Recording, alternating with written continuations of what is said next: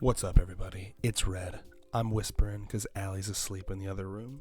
This is a nice little solo sultry video from Red. I love women. I love tier list ranking them.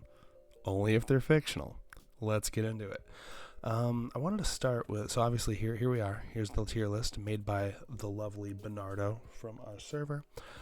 Because the other popular one has one image. I think it's of Himika AI, which I suppose she would like because that's pretty abnormal. But we don't fuck with AI, even if Himika likes that. God, Himika would. Someone would have to sit Himika down and be like, no, that's bad. It's bad for artists, no matter how fucking abnormal it is, okay? It's so abnormal to not pay an artist for my album cover. Yeah, probably. Okay, so let's take a look at, I had to scrounge for a bit, but I did find my original tier list from June of 2024. I had to scrounge for this, y'all. Check this shit out. Boyo. I sent it to Allie, which is the way I get everything off of my phone. Look at this. This is I'm looking at this for the first time. Like, I scrounged it, and let's enjoy it, okay? So, how do we stand in terms of where we are now? So, I always loved Iku. I loved Iku and Uto at this point. Ren, I'd say, is still probably S, just bottom of S. We'll get there. Tama, I think, has made some moves in the downward direction. Kurumi is still S. Karene's gone up. Mei, she may have fallen a bit. Same with Yamame. Ooh, whoa, wow. There was a point where I liked Kishika. I can't even remember liking Kishika. Genuinely, I cannot. That's interesting. I'm gonna have to unpack that one. Akko has probably gone up. Definitely, actually. Chizuk's definitely gone up. Natty's probably sitting exactly where she is. Maybe up a little. Momoji's definitely gone up. Momoha's probably sitting the same. Nano's probably gone up. Ira's probably around the same. Matsuri's gone up. Hahari, probably the same. Kusuri, either the same or up. Mei, the same. Yaku, the same. And then, of course, the legendary F tiers. A side effect of being part of the 100 Girlfriends fandom is that every girl has a defender. And I have heard the defense of every single girl endlessly.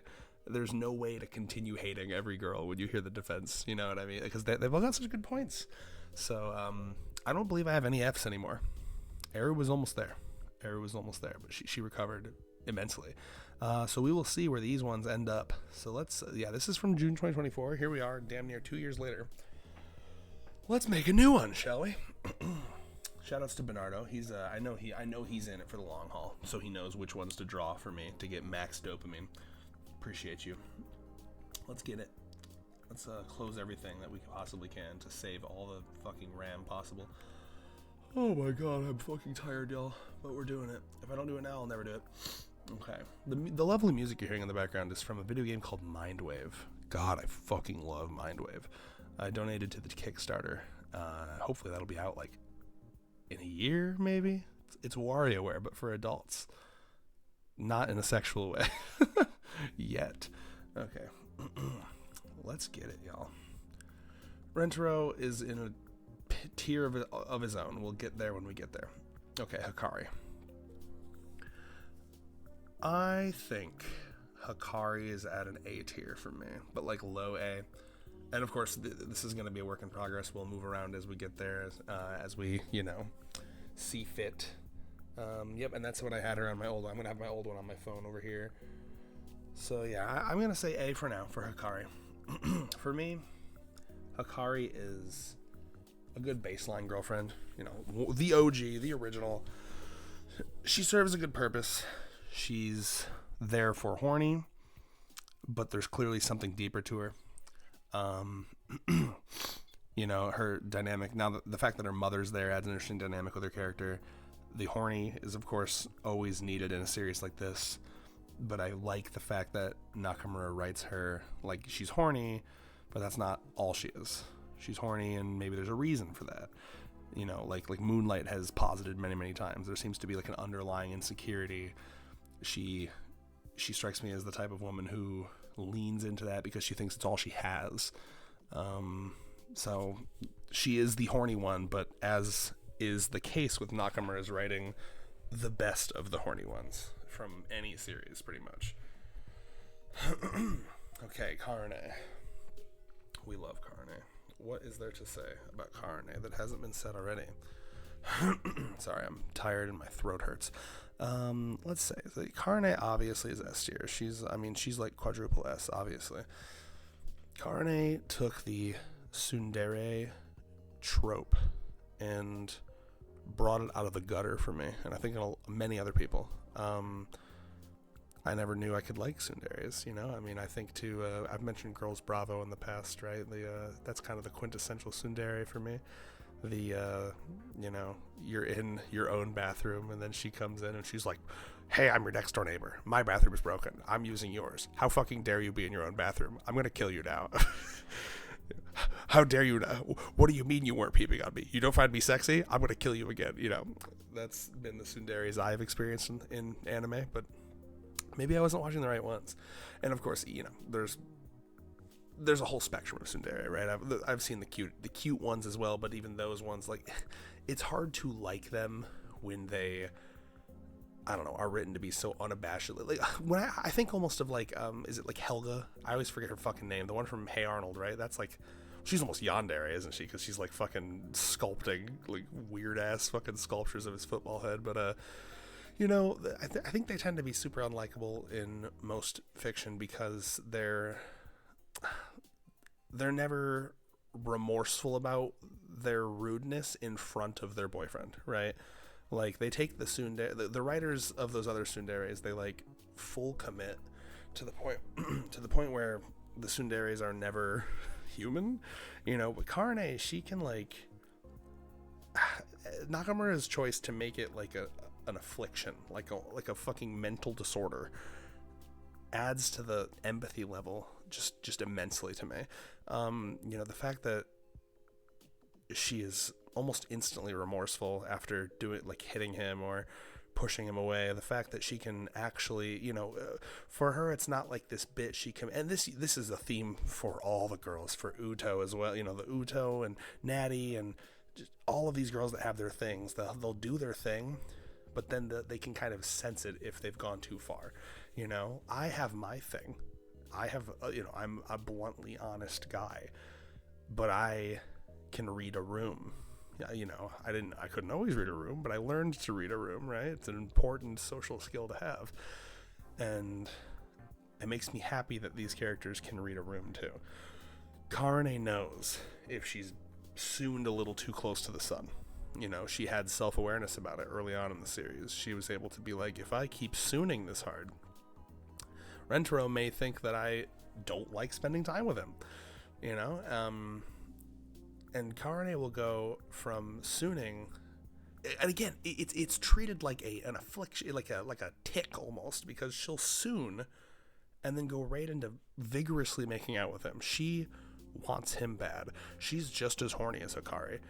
She will play it off, but she doesn't even, she's under no delusions that she's like, she's not tricking anyone, right? She's not like convincing anyone that she doesn't actually want these. Everyone knows she wishes she didn't have to do this. It's like a fucking compulsion to, like, I don't know, like she describes it as like, oh, you know, I just always feel like I have to say the thing that is the opposite of what I want to actually say. And I think, you know, there's a lot to be said there about, like, irony poisoning, right? Like, I think of that's a big problem with, like, today's youth, right? So you could put a lot on her, comparing her to, like, IRL issues of the day.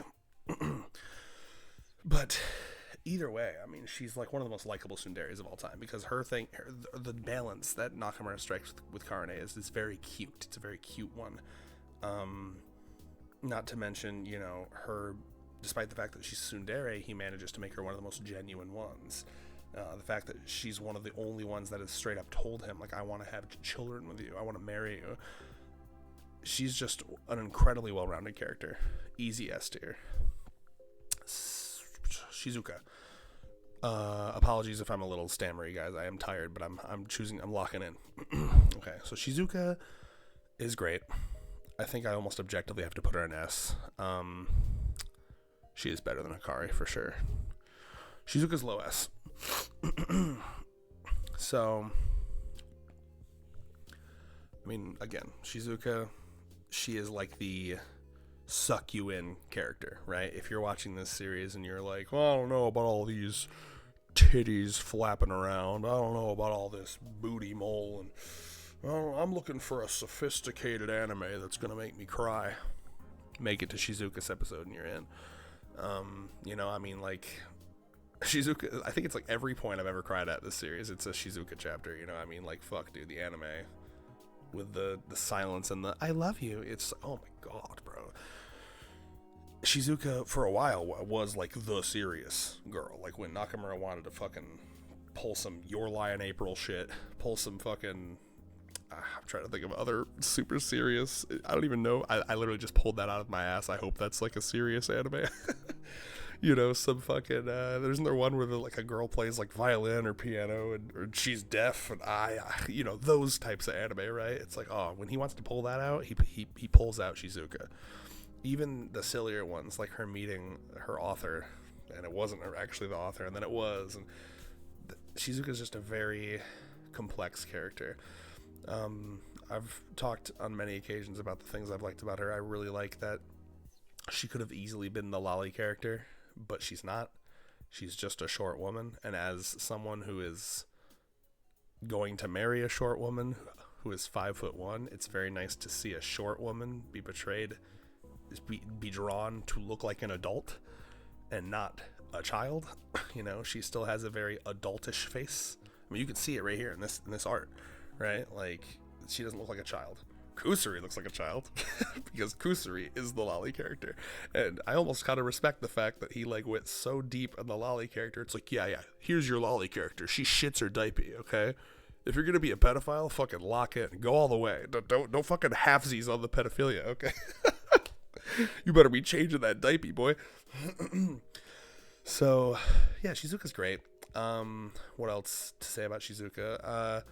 What a fucking awesome gimmick, right? Like to speak in like book quotes.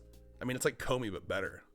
Isn't it crazy that this series is so good that like one of the 37 girls is a more interesting character than Komi? I'll say it. Fuck you, Komi. Komi would be like a fucking Komi would be like a B tier girl in 100 Girlfriends. Oh my god. But yeah, Shizuka's great. I'm trying to think of other things to say. What else do I like about her? She's very emotionally complex. Oh, I mean, she's continuing to grow, right? She starts as like the book nerd, and now she's trying to write her own book. She made such a natural friendship with Meru, the author girl, when the author girl showed up. Her thing kind of evolved throughout the series, where at first she's talking in book quotes, but as she's kind of come out of her shell, she uses weird little slangs and stuff. I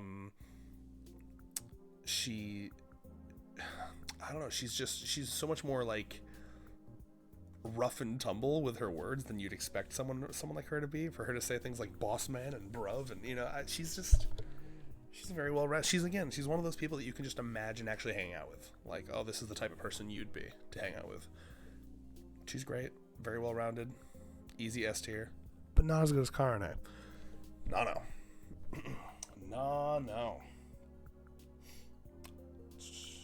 Well, yeah, Shizuka. So I had I'm looking at my old list here. I had Shizuka in fucking B tier. Massive up for me there. So Nano, let's see, what did I have her at in 2024? I have Nano at C. Where do I have her now? Nano has never been crazy for me. That's a thinker. She's always just kind of been there. I mean, she's got some funny jokes. She's a fun one to imagine. She's a good like fallback when I want to make funny jokes. Like, oh, it would be most efficient to peg you. You'd come 37% faster. There's a lot of fun opportunities with her character. There's a lot of fun things to imagine. There's gonna be a couple of these that I'm gonna have to adjust later on, but for now, and keep in mind, I'm sure you've noticed there's no F tier because I don't have F tiers anymore. They're all D or above. I'll say Nano. I'm gonna put her in B for now. I'm feeling low B. I feel like I like her more than I did back in the day. She's had a lot more since then. She's had her serious arc. I'm trying to think. Obviously her budding relationship with Shizuka is something that I like a lot about her. But other than that, I don't have a lot. Me personally, I don't have a lot to grasp onto with her. She's not like super interesting for me. Kusuri, man. Kusuri's definitely jumped up. I mean, there's nowhere to go but up for someone like Kusuri. Let me see. Yeah, so I had Kusuri and her grandma in D tier back in 2024. Where is she now? She's grown on me. There are things. So obviously, I've mentioned this before. In the beginning, Kusuri was incredibly, very abrasive to me, right? Like, fuck, dude. The list, was unreal, right? Speaks about herself in the third person. Always hated that. The diaper thing was crazy, bro. And I think there's a reason Nakamura faded that out. Okay. Pissing, shitting, speaking about herself in the third person. Very lolly. Is there anything else? What else is there? Oh, yeah, the fact that, and even above all that, it's like she wasn't even likable in the beginning because like she's like unconsensually drugging Rentaro multiple times in her like intro. It's weird, man. That was a moment where there was a crossroads there where Nakamura really could have fucked this series up, because like Kusuri could have almost really ruined the positive vibe of the series, because I remember that was kind of the first moment where that was a testing grounds moment for me. When I got to Kusuri, I was like, okay, is this series about to jump the shark here? I was nervous. It pulled it in. It locked it in, it pulled it in, but like I was nervous at the time because I was like, okay, I have to believe that Rentaro loves all these girls and that they love him. Kusuri was the first one where I was like, no fucking way. Ain't no way. This is ridiculous. So, they've mellowed her out. She's gotten a lot of little fun moments that's made me like her more, right? One of the ones that I think of off the top of my head is making her more likable by comparing her to an even more autistic girl with Sue. That daily life where I can't remember. I think she was trying to play tag with Sue or something. She's trying to do something with Sue, but then Sue's like, you got to play my number game first. And then I can't remember how it goes, but they're saying numbers back and forth. And then Sue has her own little fucking number language. And Kusuri is like, what the fuck? I don't want to play this game anymore. And it was very refreshing to see like 8-year-old Kusuri be the normal one in a situation. It was like, that's interesting. Also, her recent serious arc, which, I wanted a lot more from, left a lot to be desired, but it was interesting. It was good to see her have the capacity to be serious in her 8-year-old form. Yeah, there's a lot of interesting things about her. Obviously, Kusuri facilitates so much in this series. If she didn't exist, we couldn't do like half the chapters we do, Gotta thank her for that. She's grown. She's less annoying. She doesn't shit herself anymore. She's funny. Her love of her grandma has been a nice thing that's been growing on me. Trying to think everything she's done like recently. I guess, yeah, just the serious arc. She's still not my favorite. I had her in D. I'm gonna put her in C.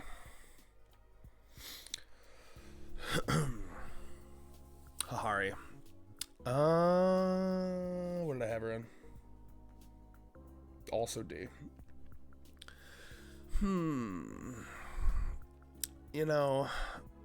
She's very funny. She's so funny. I can't have her in D anymore. She's too funny. She also facilitates a lot of stuff, right? She's a very important figure in the family, because every time I think about like, oh, what's their future going to be like? I'm like, oh, they could buy a 1,000-acre plot of land because of Hikari's infinite wealth. So she makes up for the various assaults and abuses by being ultra wealthy and making it so none of these girls ever have to have a job. That's a joke, by the way. Yeah, I don't know.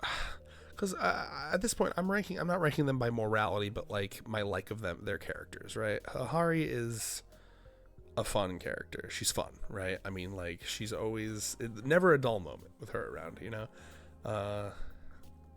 And as we've gone deeper into the series, especially recently, I mean, 2025 was the year of adults. We got so I say so many, but was it 2? I mean, that's a lot for 1 year in 100 Girlfriends, right? We're getting more and more adults.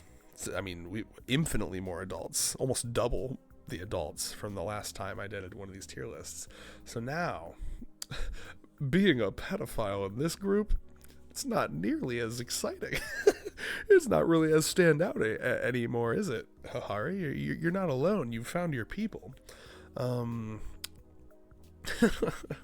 You know, and now it's just kind of like a fun dynamic. You know, it's kind of a fun dynamic to play with in the realm of fiction where no one's hurt. It's a fun dynamic to play with. Like, oh, you know, Rentaro, he's the Riz is too strong, bro. I mean, these women are willing to risk imprisonment. Oh my god. Yes, she's growing on me. I'm personally not super into MILFs. I'm sorry. You know, it's this is a conversation I have a lot with my buddy Dylan. You know, there are men that are into the traditional thing, right? Big, busty, blondes, lactating motherly titties, you know, wide birthing hips. You know, I can appreciate all that, but like, my heart goes wild for an Iku, an Uto. I'm trying to look around even more. A Matsuri, a Nemu, in terms of appearance, a Kogoe. You know, this is going to be the dweebiest thing I've ever said, but I remember when I was in high school, is it Taylor Swift? I don't even know. It's one of them really popular songs where it's like, what is it? She wears high heels, I wear sneakers. She's cheerleading, I'm in the bleachers. She wears something, I wear t-shirts. You know, blah, blah. Even as a kid, I listened to that song and I was like, I want the girl with the t-shirts. I want the girl with the sneaker. I just have never found ultra uber femininity attractive. I love androgyny. I love a girl who's just one of the boys. Ultra milfy shit doesn't do much for me. I was a mama's boy growing up, but not because I was attracted to my mother. I was a mama's boy because my dad was a prick and had zero emotional awareness.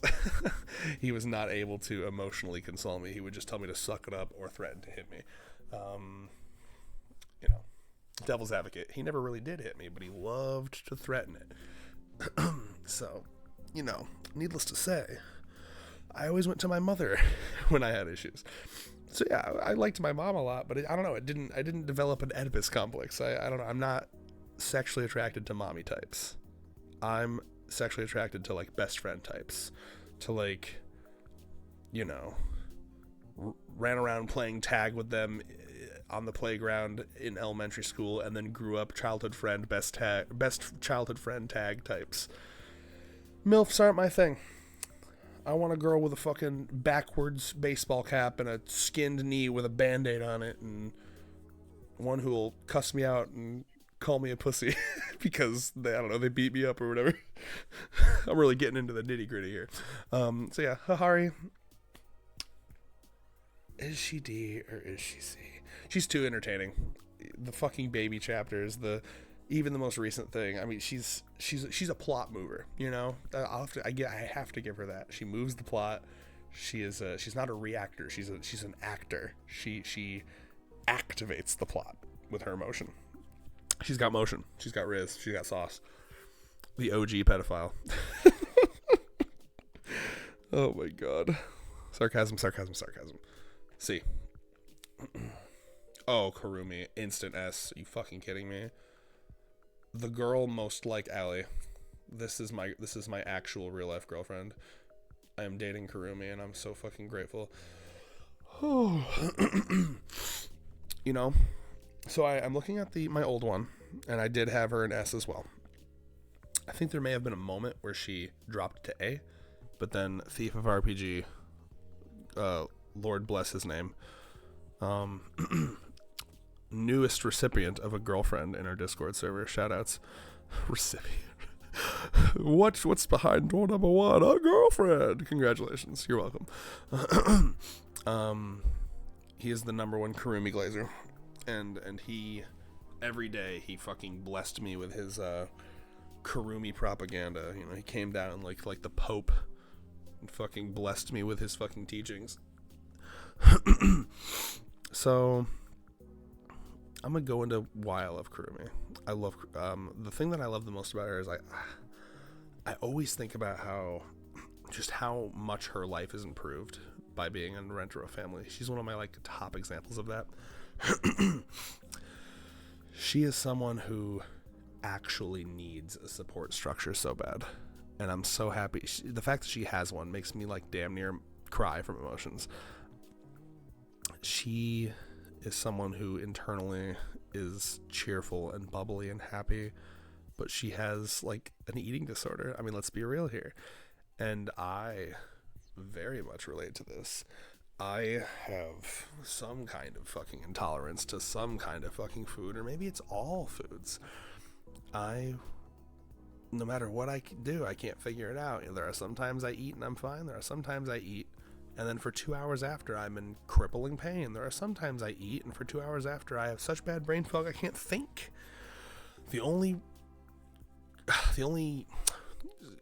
what's it called, binding factor to all these instances is that they always activate right after I eat. So it's something to do with my blood sugar changing. But I get a blood test and they're like, we don't see anything. So you're just kind of stuck with feeling like you're crazy.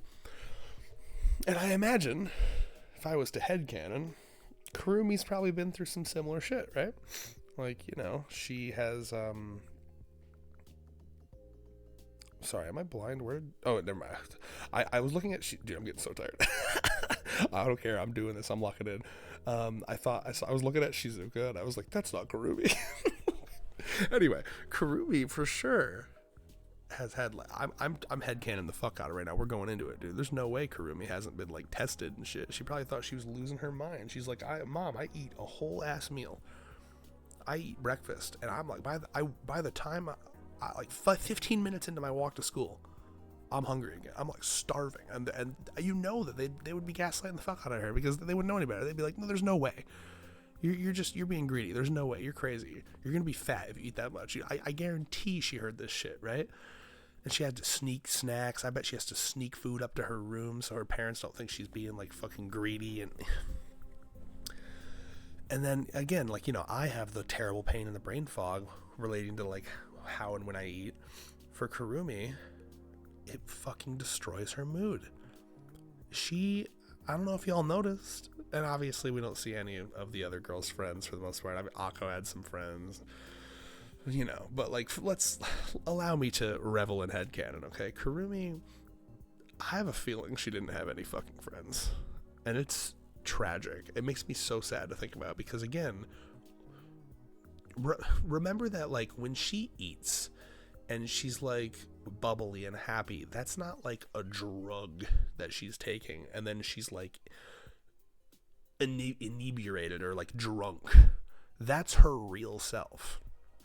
When she eats and she's bubbly and happy, that's who she really is.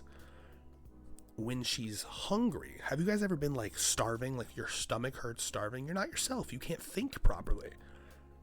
Kurumi is 90% of the time that. 90% of her fucking life. Her real self is bubbly, happy, charming, one of the most pleasant girls to be around. And for her most of her life, she physically could not be her actual self. She was in a constant state of debilitation. What a setup for a character. So in her intro, and again, the fucking magic sauce, the magic Nakamura sauce, she's self-aware about it. Her pushing away Rentaro, going to that store, having an autistic meltdown and the autistic meltdown wasn't about her not being able to get the food. That triggered it, but her meltdown was about, fuck, why am I such an asshole? Why am I such a bitch? The first guy in years to try to be nice to me. You know, and she wasn't like, cool, I'm gonna date him. At this point, it's just like, fuck, a friend. I pushed him away. Why? I don't fucking know. Because when you're hungry like that, her body's in a constant state of survival, fight or flight, dude. Oh my god, I love Kurumi so fucking much, dude. She's really is top 5, man. Man. And then the cherry on top, man, is what was I gonna say? The cherry on top is the fact that, like, this family is perfect for her. I mean, more than any of the other girls. I mean, got to be up there, right, in terms of the girls that are whose lives are improved by being here. Because you got to know that, like, every one of these girls brings a variety of snacks. So whenever she has a hyper specific craving, they can toss it to her. Her time where she has, do you notice she's not as, like, cranky as she was in the beginning? The time that she is able to be, like, her happy actual self has to have tripled. Her life is like, it would be like if you gave me a medicine that cut down on my brain fog. Like, instead of getting it like 2-3 times a week, I get it like once a month. That would be life changing. I could get so much more done. I would play more video games. I would read more books. I would talk to friends more. I would socialize more. Kurumi's life has been fucking exponentially improved. God, I love her. I love her character. I love what the family does for her. And then even beyond that, just like, I love, it's just like Rentara said, her passion for food. She would be so fun to cook with, to try different restaurants with. She would never be a picky eater. She would always, like, she would try anything. I would, let's go get Ethiopian this week. You ever had Ethiopian? Oh my God, that sounds so good. Oh, what? They do what with the green beans? Oh my God. What spice is this? We should go buy it and make it ourselves. The mind runs wild. What a fucking phenomenal girl. I love her to death. Easy S tier. May. Oh, my nose is clogging. Struggling, bro. Dying over him. May, I had in D tier.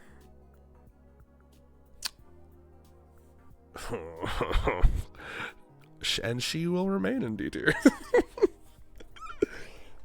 Yo, maids are boring, yo. I'm so sorry. Maids are so boring. Is it Thief? Was Thief a maid defender as well? I think that, because I think it was him that got into a call with me about it years ago. Jesus Christ. A year ago? Months ago? Who knows? Allow me to take a gulp of water. Hold on.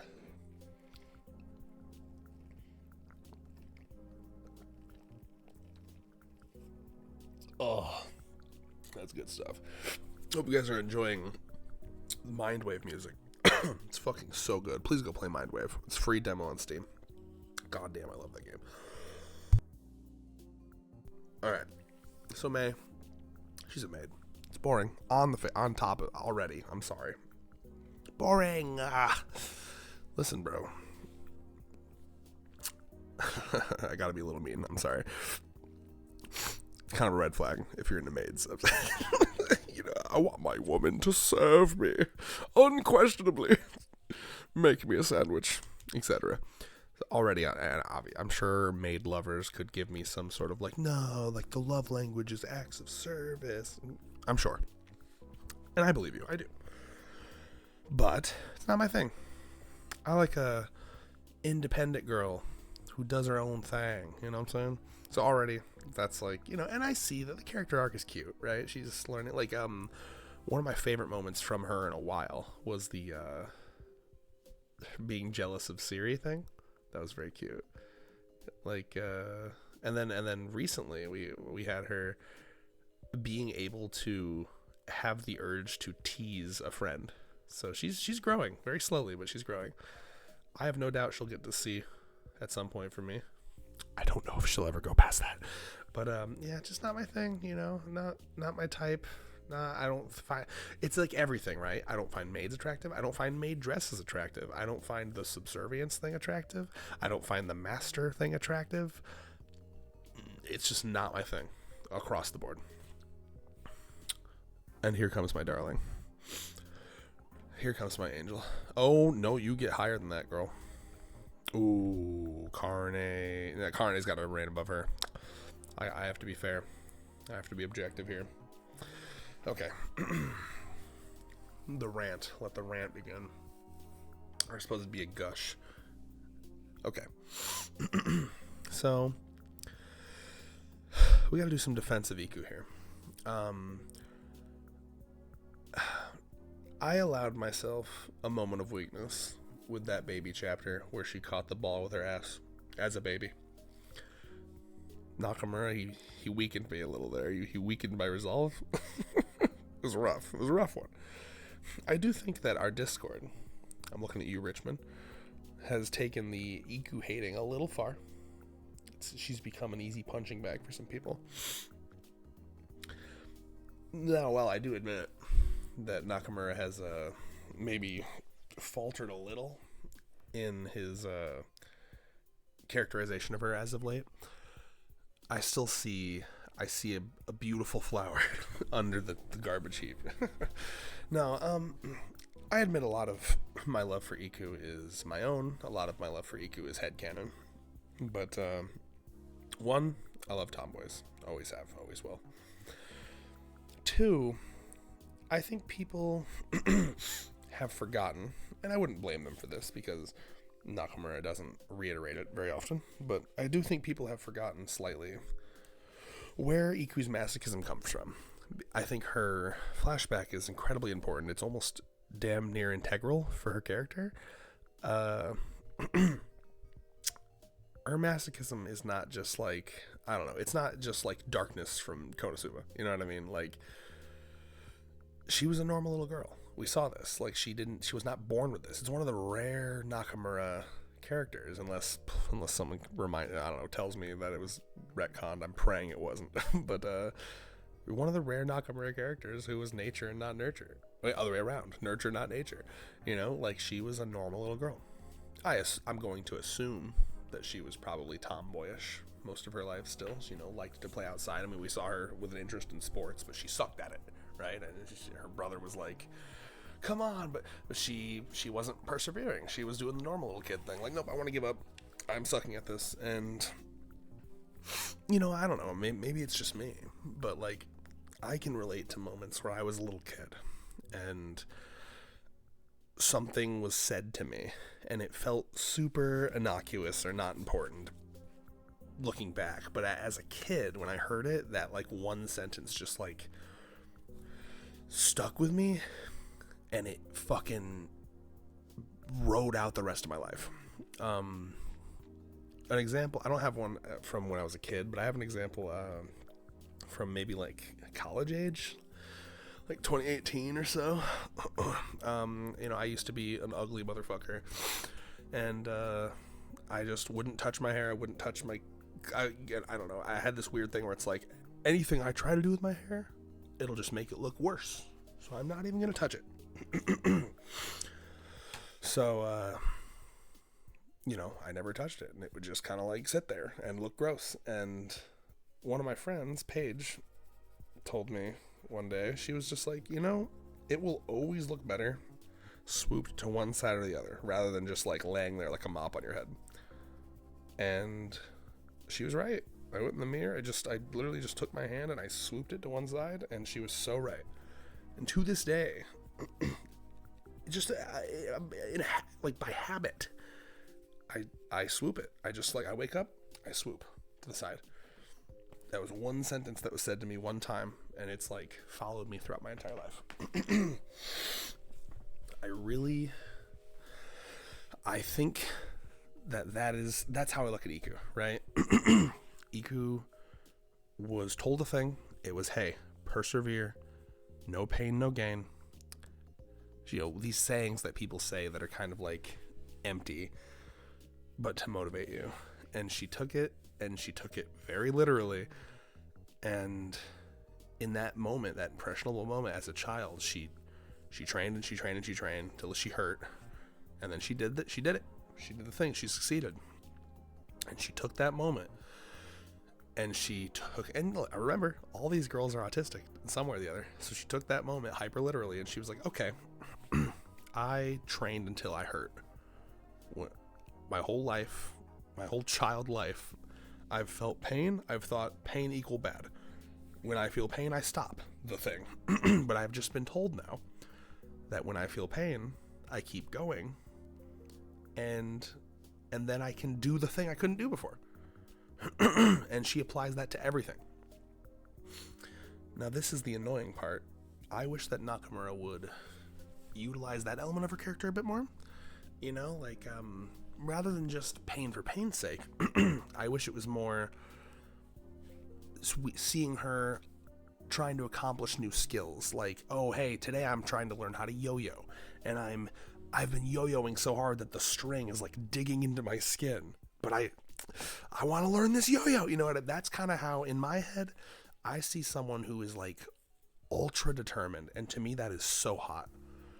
You know, in Iku, I see a girl who, you're out on like a hiking trip with her, and you come to a crossroads, and it's like hard path, 20 miles, easy path, 2 miles, and then she looks back at you with like the sparkle in her eyes, and you're like, let's do the hard path, and she's like, yes, let's go. You know, someone who would never turn away from a fun time. You know, like, if you're out and I don't know, I'm trying to think, like, you want to have like a fun night, and like, if you've ever had frustrations where like you're out with your friends and you're the one that wants to keep going, but like all your friends are like, we're kind of tired, let's pack it in, and you're like, when did we become old? When did we become boring, guys? Like, Iku would never be that. Iku would be fucking 55, happily married to you for 30 years, and she would still be like, let's go for a 10-mile morning run, darling. Iku would, as we saw in the most recent chapter, you go to a restaurant, there's a fucking spice challenge, she'd look at you again with that like sparkle in her eyes, and you'd do it. There would never be a dull moment dating Iku. Iku is, I mean, I'll be honest, I see her as kind of an inspiration. And again, this is a rough one, because there's headcanon and there's canon, right? I think my headcanon is canon, because we see it in her flashback. It's just that Nakamura is not emphasizing these parts of her character that he showed in the past. This is a canon part of her character.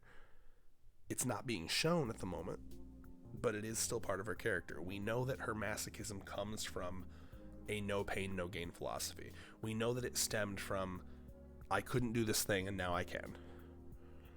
Her obsession is not just pain. Her obsession is overcoming obstacles, overcoming challenges, bettering herself.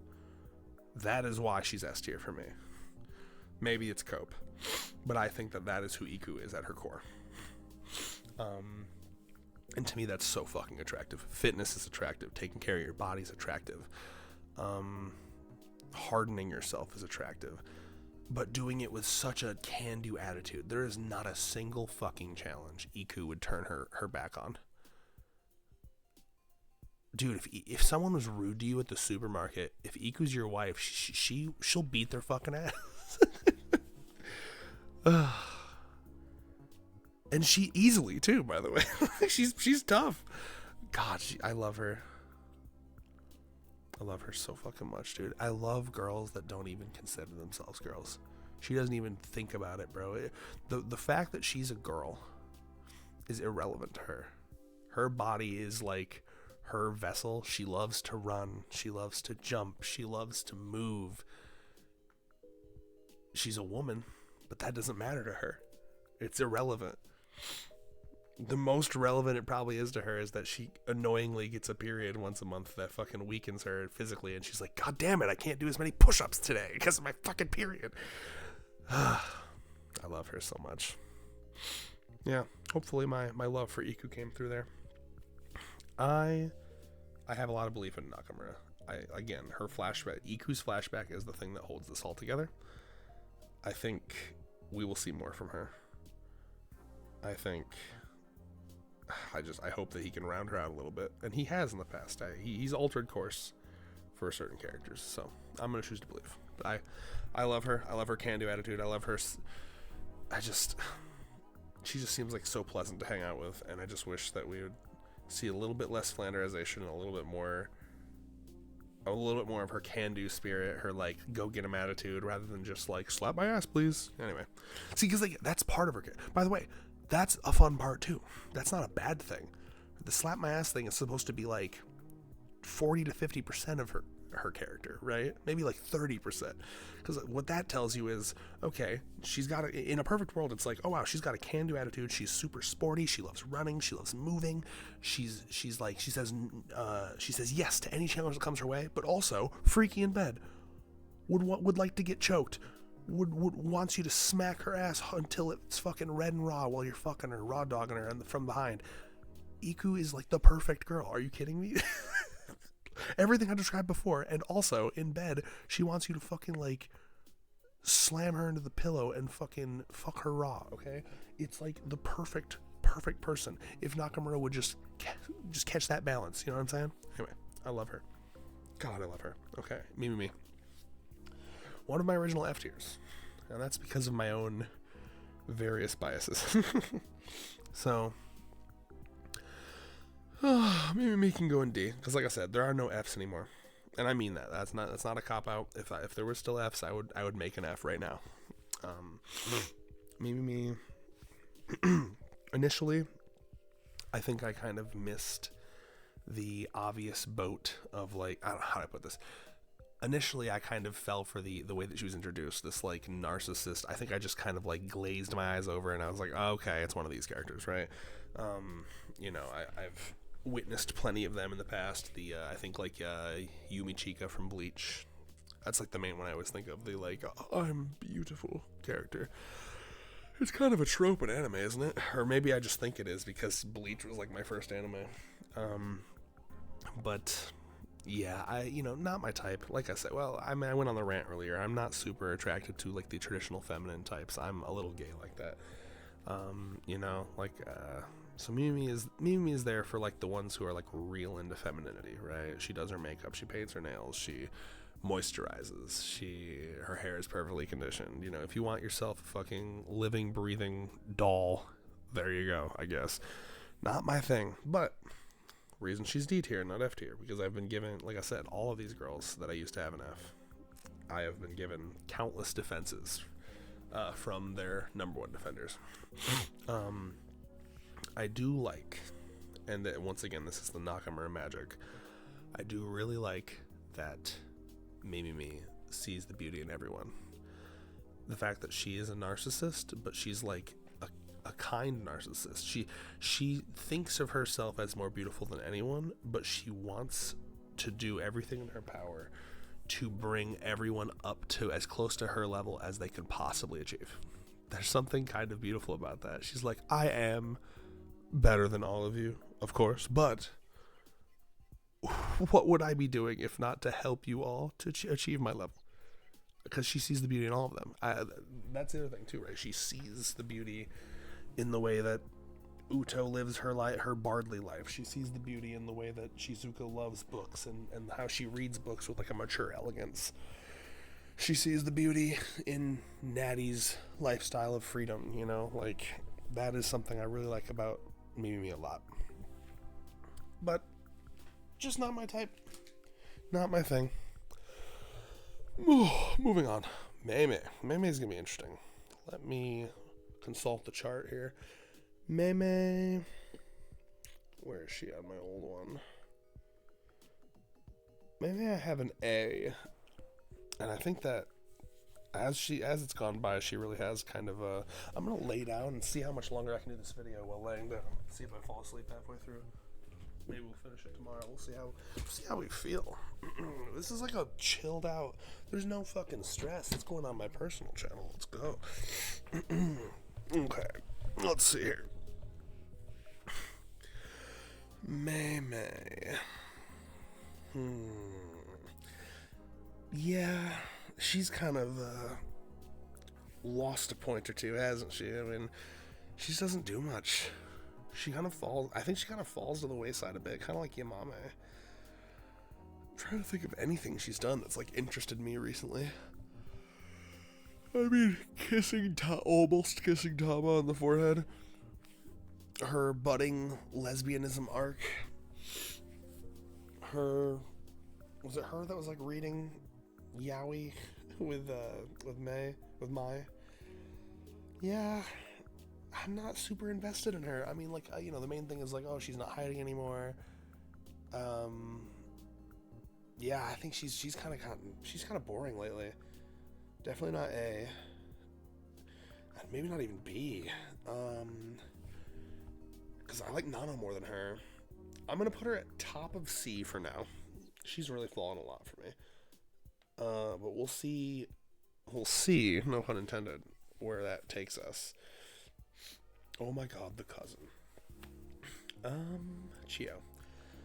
Obviously, initially, this is another one of my initial F tiers because I had a very immature reaction to like, oh my god, the cousin, what? But now I'm like, who the fuck cares? It's an anime. Rentaro about to be fucking everybody. There's not going to be a fucking female alive that escapes that Rentaro dick. Only half kidding there.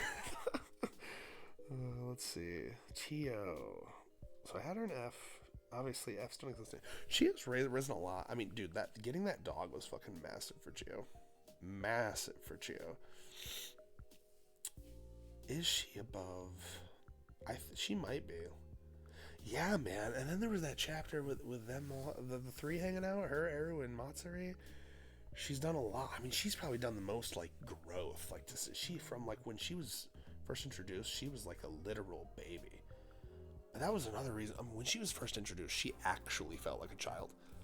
Like an actual fucking middle schooler. Like, just spurging and, like, crying when her glasses came off. When was the last time she even did that, you know? She's been great, honestly. I mean, like I think if you're judging purely from a character development perspective, she's skyrocketed. I think she's probably above Meme. I'll put her. Ooh, is she B though? Is she B though? She's still not like even close to my favorites. I'll say that. I mean, she's kind of in the I'm just here department. B's and C's are like, you know, they're there. I like them, you know.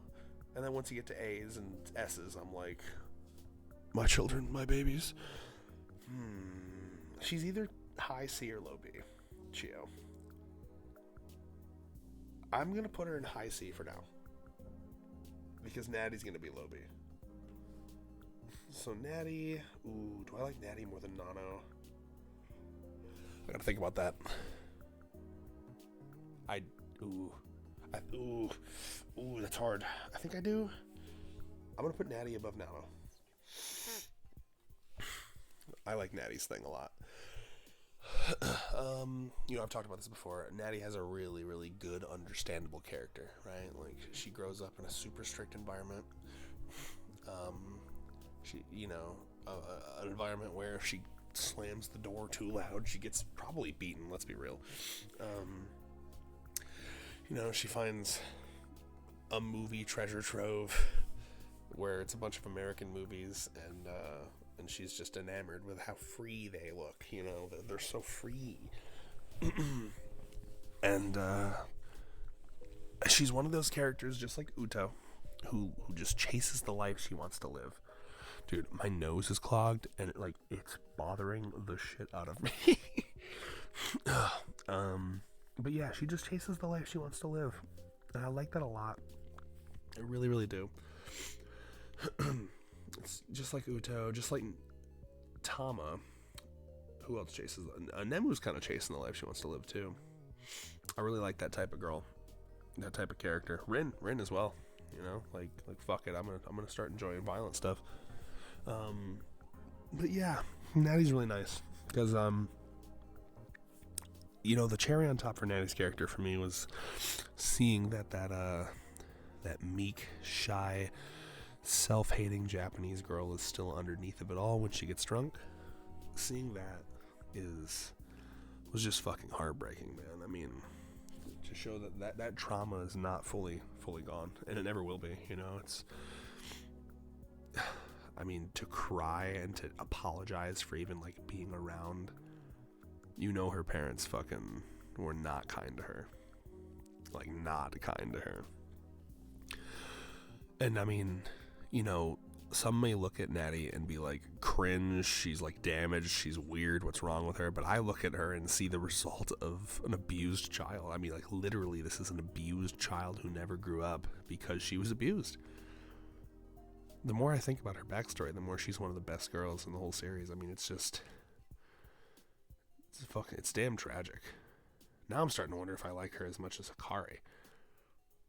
Let me think. Ooh, that's tough. Natty. Oh God, Akari. I like Natty more than Akari.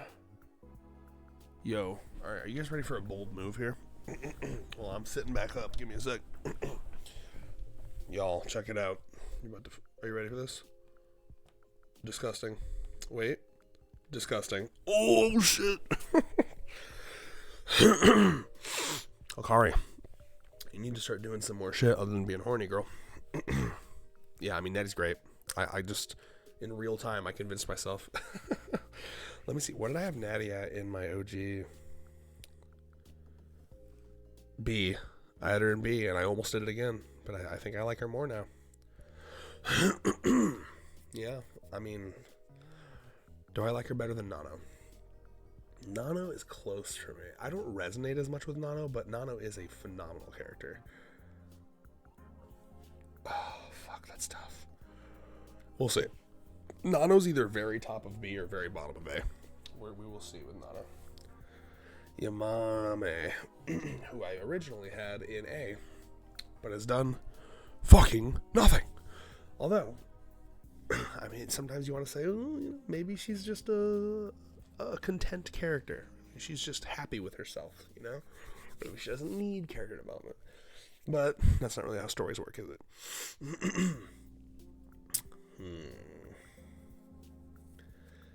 Yeah, I mean, she's quite boring, isn't she? I mean, very tall. We love that.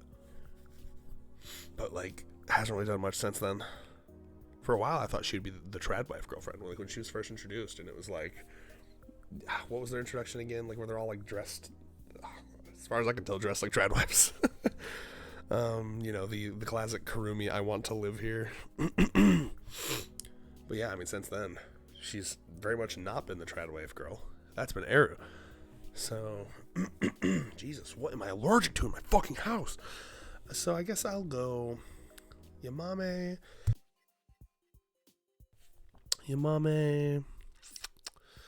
Fuck, man. Let's see. I like her better than these two. I like her better. Ooh, she's gonna be like. Ooh. I think she's gonna be right here. But better than Mei or no? That's the question. She goes there. That's rough. That's rough, buddy. Come on, Yamame. I need you to lock in.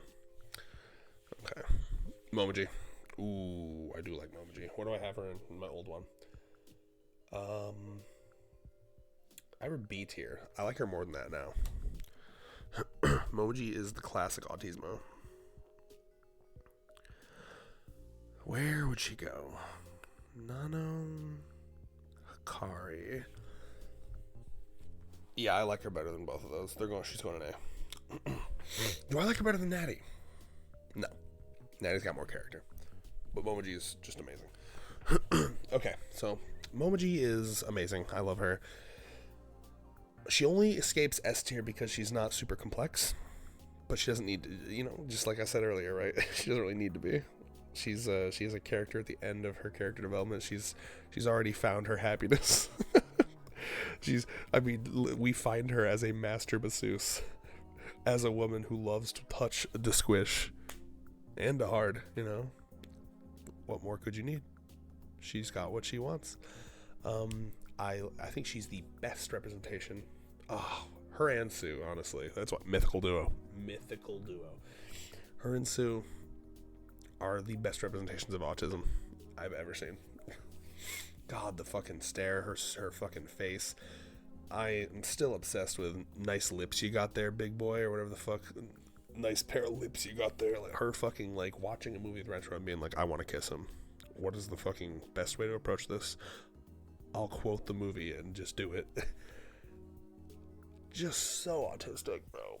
She's autistic, and she's also like one of the best, like, I know it's technically bisexual because she's into Retro as well, but she's very lesbian coded, but in like a weirdly cute way. Wait, that makes it sound like lesbians aren't normally cute. Let me rephrase that. I just love how into boobs she is. but like he Nakamura rides that line so carefully. You know, she could have easily just been like the sexual assault girlfriend, but like he really, really rides that line and makes it be like, no, hold on. Every girl that she's touching has like an orgasmic massaging experience. You know, this is like a symbiotic thing going on right now. All she asks is a simple grope, and you will faint to the floor in pussy squirting ecstasy. Seems like a fair trade to me. Obviously, consent matters, but you know, it's she's got that hentai thing going on where like the second she starts touching them, they consent because it feels so good, type shit. No, Momoji's great. She's such a simple creature, but in the best ways possible. She's much like Hahari and Kusuri. She's a plot mover. She's constantly all these fucking chapters where there's like multiple of them. She's always jumping around, fucking touching them all. I loved her hazing Eru in that recent fucking Disney Lovelyland chapter. That was so fucking funny. Her ranking all of the boob sizes. She's just an incredible character, just consistently incredible. Her design's amazing. I love that she has carpal tunnel. Literally me, queen. I love her. Not much more to say. She's perfect. Yaku. I had her in D originally. Allie really likes Yaku. It's not for me, man. I don't date old people. I don't like old people. No.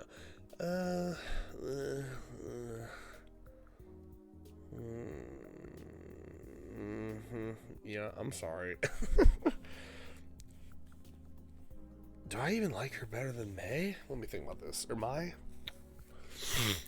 I don't know. I don't even find her jokes that funny. You know, what's that again? A Google? What is that? I don't know. Is that even funny? I don't even often find her jokes funny. I think I find May more entertaining. Yeah.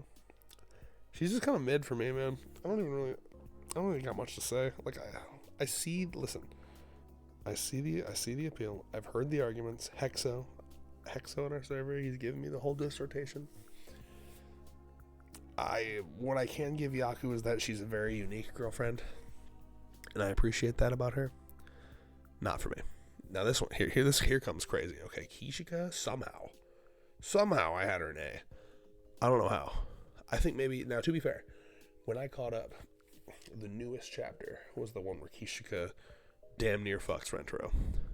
You know, that beach tennis chapter. Tennis? What the fuck were they doing? Beach volleyball? Whatever. No, that may have influenced me, because I'm like, oh shit, she joins the illustrious almost fucked Rentaro club. But, yeah, not super for me. Let me take another drink of water, clear my ailing throat. Gulp, gulp, gulp. Oh my god, I love water so much, dude. Oh. Let's see here. Okay, I like her better than the D tiers. Do I like her better than May? Ooh, let me think. She's got it. You know what? She's right there. She's right there by her favorite partner. Those two have a dynamic, and that's pretty much as funny as I find her. Is when, you know, she had an okay showing with the that Karane chapter. That was pretty good. Okay, Kusuri grows on me because the things she facilitates. She doesn't. I think the best I can do. Hahari's funnier. That's where she'll be. Okay, doke. Oh my god, is that a triple S I see? Oh my god, is that 2 S's in a row? I see. My god. Oh, hold on, I gotta order this here. Akko. Oh no. You guys are gonna be mad at me. This is my list, okay? I understand that Akko is the community darling, but I like Kurumi, Iku, and Karane better. But Akko's amazing. You can't be mad at me. She's an ass, okay? I mean, this is the most, like, the least needed red rant ever. Everyone agrees on Akko. I mean, she's just perfect. Slam dunk of a girlfriend, you know? Like, the low blood pressure thing. To make her go, like, oh my god. But, like, she's not stupid. She's not stupid at all. I fucking love that, bro. I was caught so off guard when I was first reading this series. I was like, oh my god. She's not stupid. She just talks slow. That's awesome. As someone who, that's something I struggle with growing up too. You know, I used to stutter a lot when I talked, and I only got through that by basically just removing the. Well, I was just making sure my music was still going. I only got through that by removing the filter, basically, in my brain. That's why I say the things I say, because I used to overthink every word that came out of my whole mouth. I'm tired. I apologize. But yeah, Akka, I don't know. That's super relatable. Her friends fucking like not wanting to hang out with her anymore because she couldn't like keep up with the speed of the conversation. Like that really made me reflect, because I've gotten upset with people before in the past for kind of doing that. You know, I've talked to coworkers in the past of mine that kind of ruin the whole vibe of a conversation because they react too slowly. So like that really hit me in the feels, because I've been that guy before. That's like, hello, are you going to respond to me? You know, I know Allie has some issues sometimes, like where she really has to take a while to think of a response, and sometimes I rush her too much, you know, so I really fucked with that. I love that she's intelligent. She's emotionally intelligent. I love that she wants to run her own shop, which is not an easy thing to do, you know. I love her obsession with, like, just cutesy things. I'm trying to think of other things to say about her. She aesthetically, she's one of the prettiest ones. Phenomenal design. I don't know. I'm trying to think of other things to say about her. Yeah, I mean, oh, you know, I like how outgoing she is. I really like the chapter where she wants to do a TikTok with him. That reminds me of me. I used to be like that before I kind of learned of the evils of social media. You know, when I was, and Akko strikes me as someone who's, again, not stupid, but like, she's actually quite smart, but she's not, you know, politically caught up with, like, the ongoings. Like, you know, Akko doesn't know about Palantir. Akko doesn't know, you know, Akko's like, oh my god, I did not read the terms of service. I just thought it'd be cool to make videos with you, Rentro. And Rentro's like, I don't know, man. It stresses me out. Like, millions of people seeing us and stuff. And she's like, but that'd be, like, so super cute, though. It's just it's like an innocence. But, like, again, she has an emotional intelligence, right? Rentro says, I'm not comfortable with that. And she's like, bet, Rentro. I'll just do my own little TikTok dances. You don't need to be a part of them. It's fine. She would just be very fun to hang out with. I appreciate how outgoing she is. She reminds me a lot of me before I got jaded and, like, insular and introverted. You know, from, like, 2016 to 2022, I was, like, super on social media. I was posting videos constantly. And there's a part of me that misses that. You know, I used to want everyone to know what I had to think, what I wanted to say. I wanted to put my every single thought out there. And I think it's probably healthier that I don't want to anymore, but low-key, I kind of miss that energy. I miss having that, like, that vibe and energy. I see that in Akko. She's such a little bundle of sunshine, and it's cute. She has so many thoughts, but she can only put them out at a certain speed. I'm literally, like, grinning ear to ear. I'm blushing. My cheeks are red just talking about her. This is the power of Akko. I love her. And now we have Uto. We love her. Controversially, though. Boom. Oh, yeah. Kurumi has overtaken Uto. Put it on the fucking leaderboards. Update the wikis. Update the red lore. Bernardo's gonna shit his pants. Bernardo, when you get to this part, you need to go and tell everyone in the Discord. Tell everyone. Like, fucking Uto's Red's fucking 4th favorite now. What the hell happened? Yeah, I don't know. She's still in the top 5, though. She's still in the top 5. And by the way, if you think this is the top 5, you'd be wrong, because Nemu's going right there. Oh, man. Yeah, Uto's great. The reason she's not number one anymore is because I did a lot of self-reflection. I did a lot of thinking. And I realized that, like, a huge reason she's my favorite is her design and the headcanon that she's, if not trans, unhappy with her gender. I love her androgyny. I love how she dresses more on the masculine side whenever she's not in her barred outfit. But these are elements of her character that are not super touched on. I spent that whole year where Uto is my favorite, wanting them to be touched on more. And then the serious chapter we got with her was the bangs chapter, which was like fine-ish. You know, it showed that she had some self-confidence issues with her appearance. But I wanted some more from her. Didn't get it. The bard element of her character is fine. It's I think I've said this before in reviews. It's like not. I don't like that for the most part. What she says is totally nonsensical. You know what I mean. I wish it was a bit more on the sensical side. Like my favorite Uto thing, my favorite example of like a thing that Uto says is like the ramen thing, where she's like, but I have taken the noodle out, so I'm not really eating the ramen. I'm simply eating a noodle, and now I'm taking out the daikon. It is simply one component of the larger whole of the ramen, but when removed, it is no longer part of the ramen. I love that shit. That was super funny. Fuck with that. Fuck with her, like, logic bombing people. Fuck with her trying to predict the chapter. Really fuck with her, the gap moe, I guess. I don't know. I still don't know if I'm using that term right.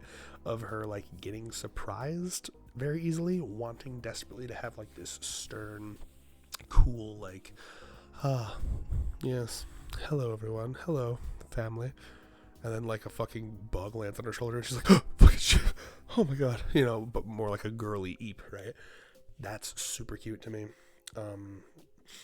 Something that the initial eye catch for me was because, again, I'm very into girls that like don't perceive themselves as girls and then have moments where they're like forced to contend with the fact that they are girls. So when Momoji's in Rentro's body and gropes her beautiful little flat titty, and Uto just completely shatters character, and she's like terrified on the ground. And like, that's a really serious scene. It's scary. It doesn't look like she's having a good time. And it almost makes you, I don't know. I mean, it almost makes you think, again, like there's a lot of theories on how she feels about her body, right? And like, it did not look like she liked to be touched there. She's got a lot of interesting baggage, I think, that I'd like to see unpacked. I think there's a reason she dresses in a way that does not accentuate her femininity, right? So there's that element to her. The bard element, when I like it, and that's the thing. The bard, her main element is like 50-50 for me. Sometimes it's like nonsensical, and I don't even my eyes just glaze over her text because it means nothing. And sometimes it's actually pretty poignant, right? But I love the androgyny. I love the eeping. I love when she's in the fucking horror movie and it's just like 3 panels of her getting so scared, and she's like, wasn't shit, as they say. One might say, ain't shit. Type shit. By the way, Uto would say type shit. So yeah, like her, but other girls have moved up the rung for me. But I will always love her. She will always have a special place in my heart. In terms of appearance, by the way, design-wise, this is what kept her in number one for a while for me. Design-wise, Uto's like easy number one for me. Like, good Lord, have mercy. Okay. Let's plow through a couple of these here. So, oh my god, my. Sorry, I'm moving wires around. Okay, my is not super interesting to me. She was one of my initial Fs. Initially, I was like, "What's the point? Already don't like maids. Now we have a second one. Who cares?" I have since had people remind me that her character is less the second maid and more the yaoi fangirl. And there's something fun about that, for sure. I've also had people correctly tell me that she has more character than May does, to be honest with you. And I agree. She does. Her recent chapter where she's like taking charge was quite good. Her saying, "And there's the ick," was fucking crazy. That alone, damn near. You know what? For icking at my girl Iku, bottom of C. It was quite funny. She's still a maid. I still don't really fully give a fuck about her. But there's a handful of things I like about her, right? I do like that she's super into fucking yaoi and like the Orin High School Host Club type animes. She's probably one of the straight. No, that's a lie. What am I talking about? I forgot. She's straight unless it's her sister, or is she gay? And you know what? Your Honor, can we scratch that from the record? I don't know what the fuck I was saying there. Never mind. I lie. Control Z undo.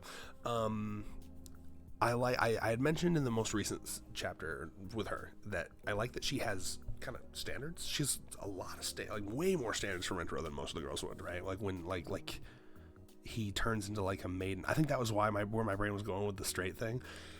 But she has like, it's not straight. It's just that she has types. She likes stern.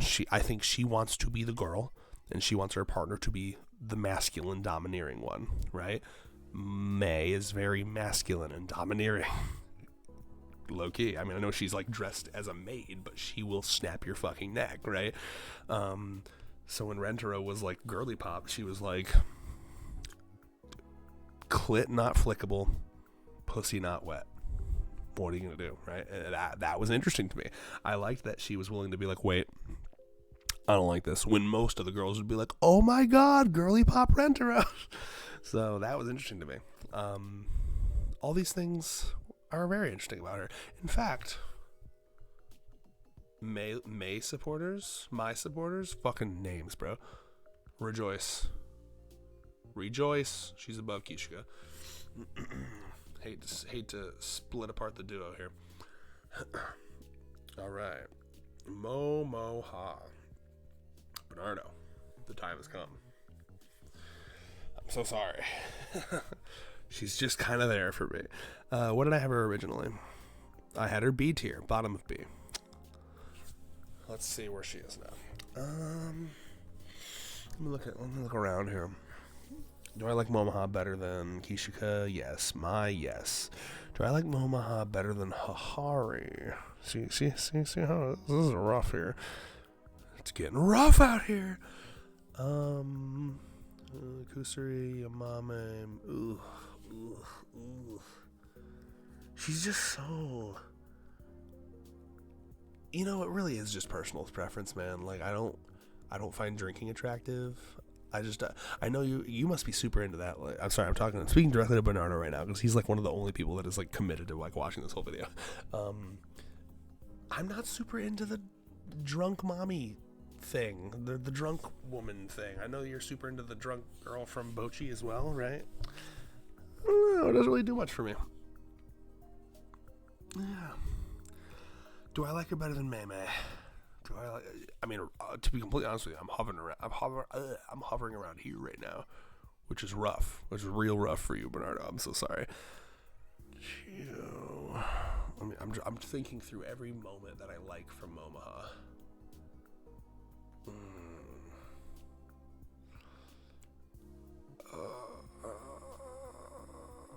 I'm sorry.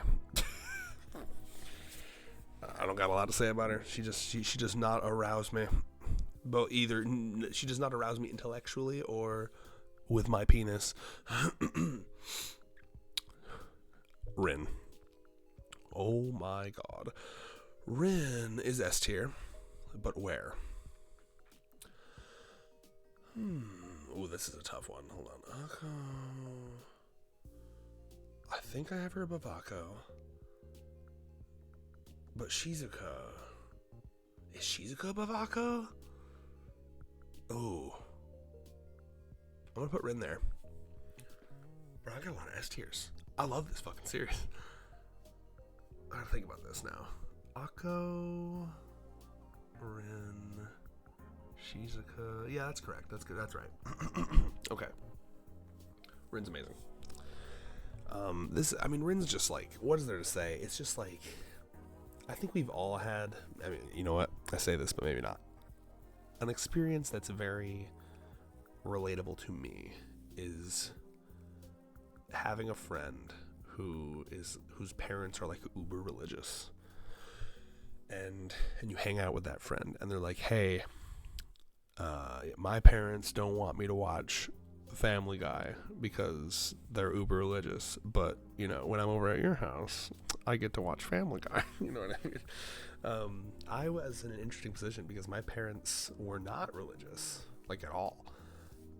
I was damn near raised, and I didn't realize how rare of an experience this was. I was pretty much raised, I wouldn't say raised atheist, because it's not like my parents were like, don't believe in God. Don't believe in God. No. I was raised essentially agnostic. Like, they didn't tell me anything about death or the afterlife or anything. They just kind of let me figure it out. And honestly, in hindsight, I really respect that. So anyway, TLDR, I had a lot of friends whose parents were like religious, and they'd come over to my house and I'd show them all the violent anime I was watching and the violent video games I was playing, and they were like, oh, my parents would never let me play this. I had a fucking friend who, when playing Shadow the Hedgehog for the PS2, whenever he died, Shadow the Hedgehog would say, damn, not here. Damn, not here. And they made him mute the TV because of the swear word damn. Yeah. So anyway, really fuck with Rin, because it's just such a universal, it's just such a human experience for me to, and I'm also like low key. You want to, people tell you, oh, I'm into MILFs, I'm into drunk mommies and girl failures and baby talk or what, I'm into maids. No. You know what I'm into? I'm into corruption, baby. But I mean wholesome corruption, okay? The idea of getting a girlfriend, and the girlfriend is like super into freak shit, but has never been able to experience it. Like, she's like, oh, I grew up in a really sheltered home, and I perused the internet here and there. I saw little bits of porn, little bits of violent movies and stuff, but like I never really got to experience that. And when I hang out with you, like, you can show me all that stuff. You can show me violent movies. You can show me violent video games. You can show me sex stuff. That is fucking overwhelmingly hot to me. So I remember when Rentaro met Rin, I was like very envious of him. I mean, the idea of essentially getting this little, again, like, her family feels very conservative, you gotta assume religious in some way, right? But maybe that's me prescribing too much like American values onto them. But just the idea of like this, God, I mean, just the gap away with Rin, like, he meets her and she's so prim and proper. She's got a violin case. I love that daily life where we actually see her just doing her shows. And she's up there playing the violin, and there's a huge audience. And I don't know if that was like I can't remember if that was like for a school thing. It must have been, right? For a school thing. But she's like good. She's talented. And she's another one of the perfect examples of like, whereas with Iku, and I blame Nakamura for this, not Iku. I know it's nonsensical, but I have to for my girl. With Iku, every time she shows up, Nakamura chooses to make the joke an ass one. For Rin, you're lucky if 40% of her appearances are a violence joke. She'll just show up and be a normal human. Rin is 50-50. I mean, Rin, and I've said this before, I'll say it again. The choice it would have been so easy to make her secretly hate the violin, or secretly hate the other side of her personality, secretly hate this fancy shit, secretly hate playing the violin, secretly hate, being like a kind of a hoity-toity on the rich end girl. She loves all that too. That's still part of her. She just wants to do that and like violence. And she merges her love of violin and her love of violence in such a perfect way, because the violin is an instrument that can play very beautiful, soft, but also violent, terrifying horror movie chords. It's just, I mean, what a stroke of genius for a character. Genuinely. Yeah. Ren, slam dunk. We love her. Oh boy. It's Sue. Another one of my original F tiers. With Sue initially, I mean, if you've watched my channel, I used to fucking shit on her relentlessly. She felt to me like a surprising departure from Nakamura's usual genius. I mean, it felt to me like, Nakamura, who usually is very good at third dimensioning his characters, giving them multiple things and making them feel like they could be real people despite how out there they are. Number Girl felt quite ironically two-dimensional to me. And she still kind of is, but she's been growing, especially a lot lately. I mean, I think ever since we got that test chapter where she's, Rentaro literally sat down and like taught her the concept of math. It was like, listen, you're going to be held back, if you want to keep going to school with your friends. And we've seen more and more again, joining the family has like helped her learn to appreciate things other than just numbers. I mean, Sue easily takes the cake as most autistic girl in the family. I mean, we're talking like would be institutionalized if not for being saved by the Rentaro family here. I mean, getting snatched up by Rentaro was the best thing that ever happened to her. She wouldn't survive. So for a while I was very like, ooh, and of course my big go-to for a while was like, do they pass the meet the parents test? Sue does not. But she's been getting a lot better lately. I mean, the most recent Daily Life where she's like, she has the capacity to understand sexiness, but she doesn't think of herself as that. And that's really cute. That reminds me a lot of crushes I've had in the past. Because again, every crush I've ever had has been like a very non-traditional, non-feminine girl. Usually they're lesbians, or they're non-binary, or they're trans. Girls that don't consider themselves sexy. And I've had that exact same interaction with a handful of girls where they're like, you think I'm sexy? You think I'm cute? So it's interesting to see. It almost feels like Rentaro is kind of busting her out of her shell of only caring, like, if numbers can just become like a love of hers, but not like her only thing, it would be huge for her. And I'm seeing that slowly happen with her being able to, like I said, that conversation, the fact that there was no numbers were even brought up. She was just like, they're just chilling in her room, and she's just the type that's just like, hey, it's hot, we want to know, and they went on a walk. That has nothing to do with numbers. I mean, I'm sure that she was pointing out numbers while they were walking, but still, I mean, I was like, that was one of my questions for a while. I was like, what do you even do on a date with a girl like Sue? Like, I guess they can go on walks. So yeah, I mean, very hot. I love it. I love a girl who doesn't think about it. Just like, fuck yeah, I'm gonna just take my shirt off, especially when you're in, when you get into like a 6-year relationship, like where I am with Allie. Like, we'll come home and the second the fucking curtains are drawn, she just whips the titties out, and I'm just like, yes.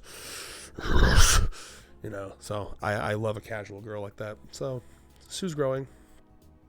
I'd say ironically, I mean, so for someone who used to be F tier, I think she's probably now top of D, low of C. I like her better than Mimi. I like her better than Yaku. I like her better than Mei. I like her better than Kishika. I like her better than Mai. Yeah. We'll stick her right below Hahari. Hahari has been a benchmark for a while. Sue is very fun. She's grown on me when it comes to fun. A big winning element for me, for her character, is the autism stare.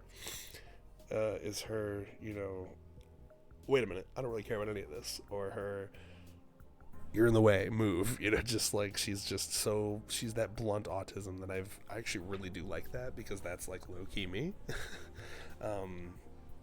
I don't have the patience to lie to people. I try to be polite, but I don't lie to people, and I really respect characters that don't lie. That'll just say what's on their mind. I like that a lot about her. So yeah, the numbers is really the only thing holding her back. It's just like I still think it's a stupid thing. It's unique. It's certainly unique, but I think it's stupid. Not my thing, but man, she's improved quite a bit. I will give her that. Okie dokie. We're getting there, y'all. We're plugging away. Okay. Ira. My. Let's see how we're doing on the old one here. Ira. Where did I put her? Ira's in C in my old one. Let's see. Okay. Another one who hasn't done much. She has a phenomenal ass.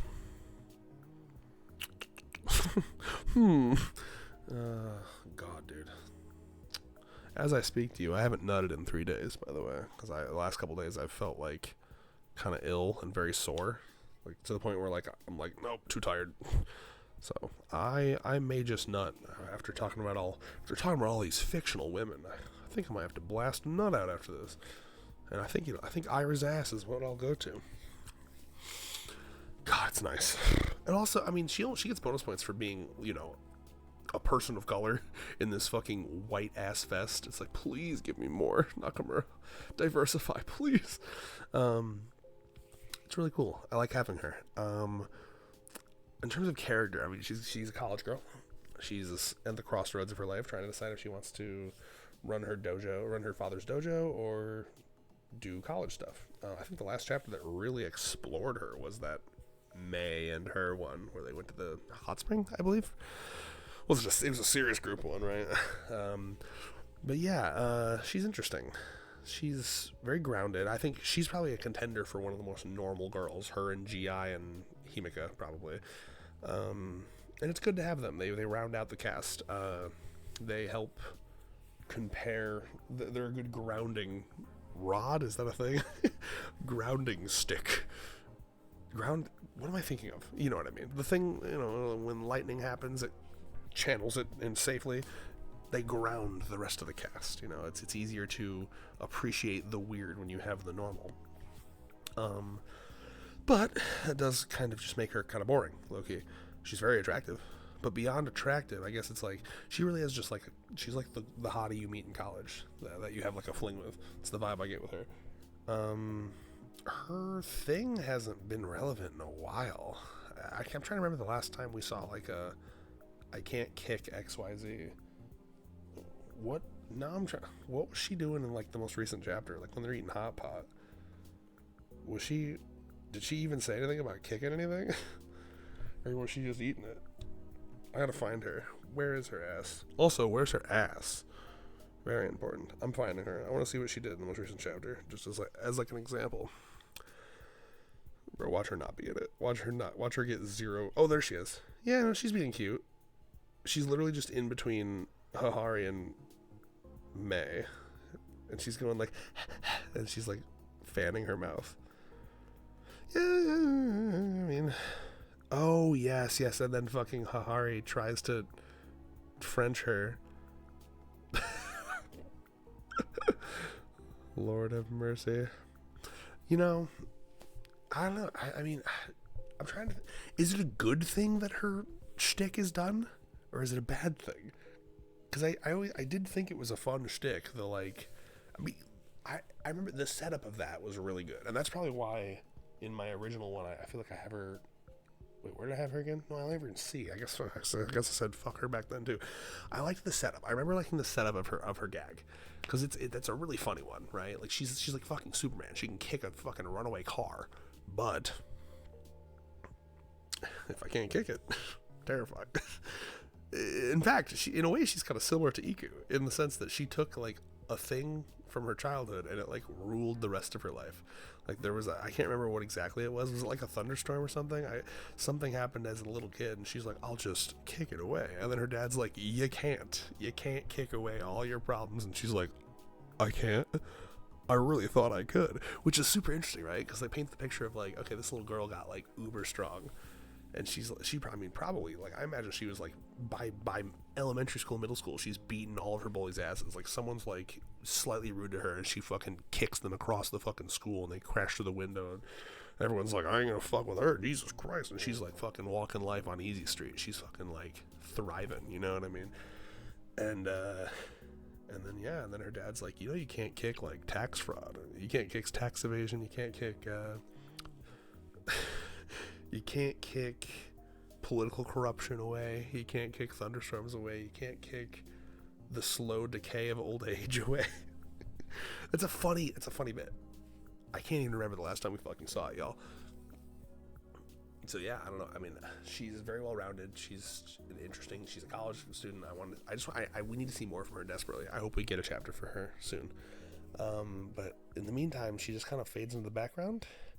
She's almost in the same tier as like Kishika for me.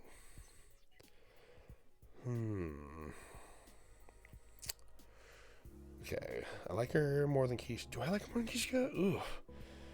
She's boring. That's what it is, man. It's just because you can be normal in this series, but like you don't want to be boring. Like Shizuka's pretty normal, but she's got like enough of a thing to stand out. Like her fucking text-to-speech thing, her writing a book and loving reading and being like a fairy tale dweeb, and there's a lot going for Shizuka.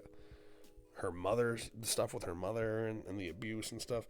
Ira is really just, it really is just like they snagged a normal ass girl.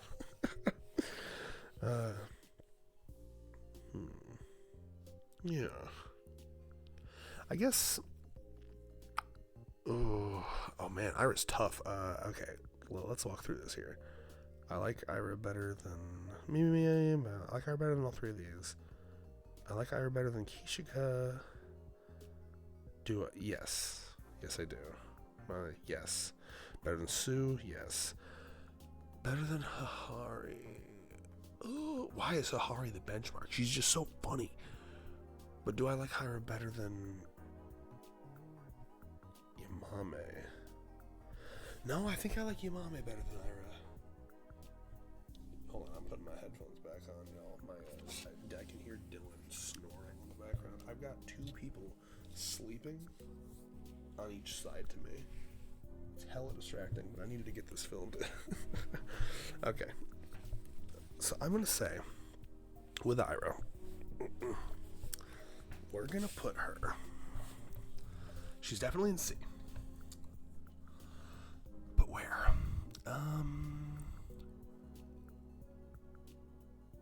Oh, Lord have mercy. Somewhere here. Momoha, Ira. I'm like visualizing both of them. Which sparks more joy? Mei. I think I like Mei more than Ira. I think I like Yamame more than Ira. We're going here. Boom. God, C tier is fucking crowded, y'all.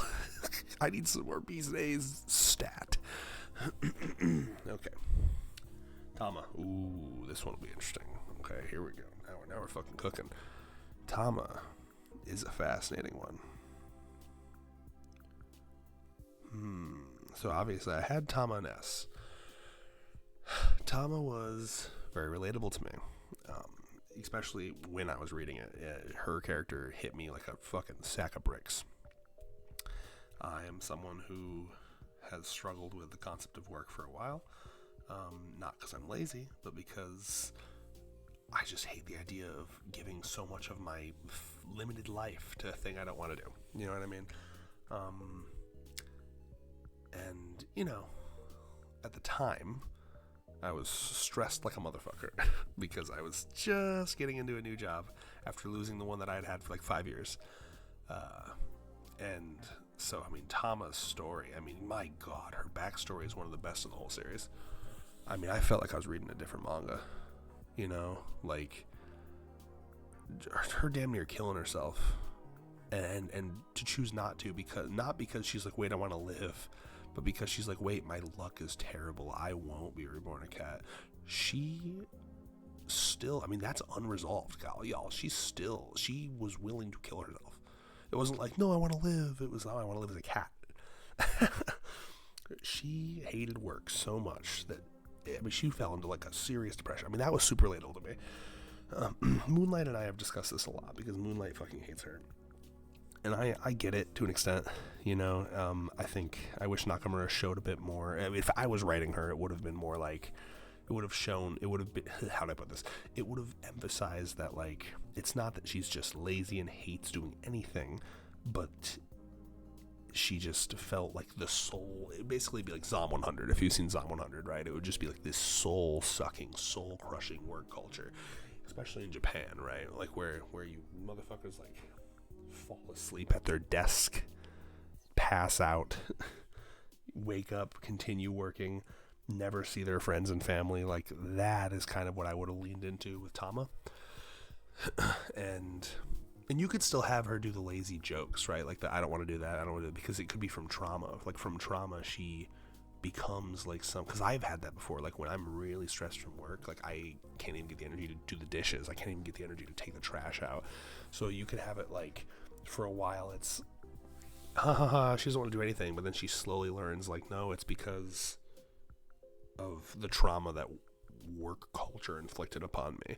And then she slowly comes to find out that, like, it's not just work in general that I hate, it's work, it's that kind of work. I love work around the house, I love doing things that help my family. I just don't want to work for an office, I don't want to work for a corporation. That's what I would have liked. And that's kind of what I saw in her initially. That's what I wanted to see in her initially. Since then, there's not been a lot with her. I do like her a lot. I think she's one of the more unique girlfriends, like off the rip. She's like very unique. I love her intro, her being in the fucking box, and Rentro being like, what the fuck? Fantastic stuff. The fact that she's definitely 100% canonically wearing a butt plug. So yeah, I mean, I just really related to Tama. I mean, God, that conversation where the conversation she has with her mother, and her mother. I mean, that was literally verbatim a conversation that I've had with my mother, where she's just like, I don't think I can do it. I'm so tired. I just, you know, and you just wonder if you even want to continue living, because and it's silly, right? Like, this is some autism shit. Like, when I first really came to terms with the fact that I would have to, like, work for 8 hours a day for the rest of my fucking life. Initially, when I came to terms with that, I remember thinking, it's just, the autism overwhelms you. You're like, it's the end of the world. It's the end of the world. I'm never gonna have time for anything. That's not true. You do. You have time for stuff. As long as you're not, like, in debt and don't become one of these people who's working 60, 70, 8 hours a week, right? If you just have, like, a 40-hour week, 8-hour day, 5-day a week job, you have time to do stuff. Don't let your mind trick you into thinking you don't. But Tama, she fell into the same thing I did, where she's like, my life is over. You know, and man, you look at her, if I remember correctly, you look at her apartment, there was like nothing in it. I mean, she had nothing. She didn't even try to have hobbies or anything. Her life was work. I mean, that really gets to me. So again, like, this is a girl who this just reminds me so much of me, because, like, before I even tried it, I was stressing out at the idea of having to work the rest of my life away. And it always surprised me as a kid why more people didn't push back against it. Like, everyone else just easily, like, oh sure, I'll go get my job now. It's like, bro, I was terrified from that. I remember in middle school I was like dreading becoming an adult. So I just really related to Tama. I really related to Tama on that. But yeah, since then, unfortunately, she's not done much. I'd like to see more. I'd love to see a serious arc with Tama on, like, her work thing. Oh, and then on top of that too, is very cool to see Tama actually lock in and get a part-time job. That was huge for her character, to show, you know, where she's like, I don't want to do nothing. I don't want to feel like a parasite to the family. That was great. Since then, though, she's not done much. I'd like to see more from her. I had her in S initially. She's probably one who's gone down. Still very important to me. Still very relatable to me. But one who desperately needs more character. Let's see. A or B? Momoji, Natty, Nano, Hikari. I'm gonna put her at the bottom of A. Saki. Not Saki. Why do I keep calling her Saki? Kiki. And or Himeka. How abnormal. I should give her her own tier. Very abnormal of her. Let's see. What to say about her. What to say. You know, she's another one who kind of she kind of blends in to me. Ironic, right? That's something Reyes has mentioned too. Like her, Yamame, Kishika Gi. Her, Yamame, Kishika Gi, Ira are like the most normal people in the family. Yes. I was just thinking about that and seeing if I agree with myself. Yes. She's fun. She's a fun character. I'm not super into the, like, I've never been, like, obsessed with, like, singers. I think that's probably a big part of her appeal in terms of, like, being attracted to her. Like, oh my god, she's an idol. She's a singer. I'm more into, like, comedians, voice actors, writers. That's why, like, Meru made my heart pounding with Meru, right? But singer, not as much. I'll be honest. So it doesn't really hit me in like the kink / attraction part. Her abnormal shtick is pretty funny. I do like it. There's a lot to imagine with that, right? As we had our fun in our pregnancy stream, we were discussing like her eating the placenta or whatever, and like doing a big bit with her placenta, eating the placenta during her album or something, or making an album about childbirthing. I don't know. She would do some crazy Lady Gaga fucking meat suit shit. I do love it. Oh, placenta suit, that's what it was. She's fun, but not one of my favorites. Not, again, ironically, standing out very much for me. So let me see where I had her initially. I had her in C. Let me look through. Do I like her? Okay, Kishika, Tamai, Tasu, Tahari. I think I like her. Ooh. C's so full. Let me, I'm gonna think. See if there's anyone I need to move out of C here. Okay, Chio has improved a lot, but like, do I like her? I do. I like her. Momaha, not that much. Mei, just boring. Yamame, lovely but boring. Ira, boring. Kusuri, Harisu. Is she above them? I should pay less attention to the order that they're in. I'll say...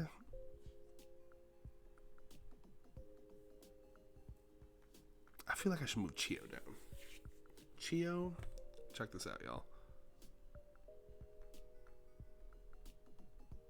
Boom. Don't question it. But Kiki, let's see, okay. You gotta let me cook here. But her, I feel like she's gotta be back a little abnormal, but I like, boom. All right, this feels right. Wait, yes. Okay. Lord have mercy, we are almost done. Matsuri, man, she's been rising the ranks. I had her in fucking C in 2024. Matsuri is probably,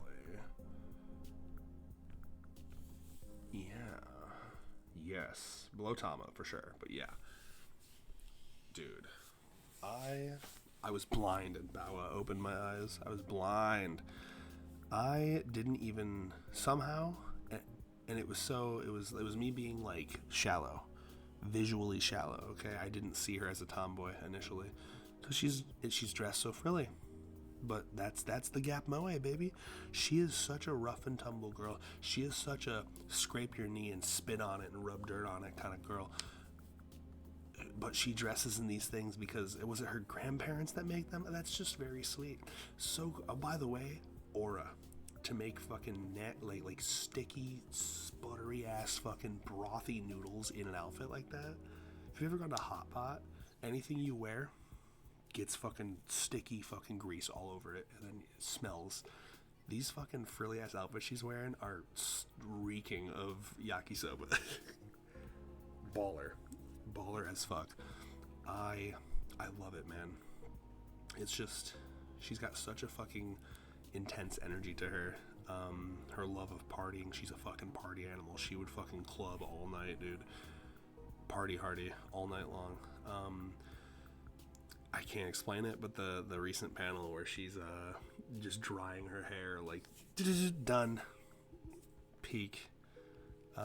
Her dynamic with Eru, she's got dynamics with a lot of them, right? Her dynamic with Eru is really cute because Eru is like an uber feminine, clearly preoccupied with, and I hope we see more of this, but this idea of like, you are a girl, you need to take care of your hair, your skin. These are all things that are very important, potentially, to being a good wife in her eyes, right?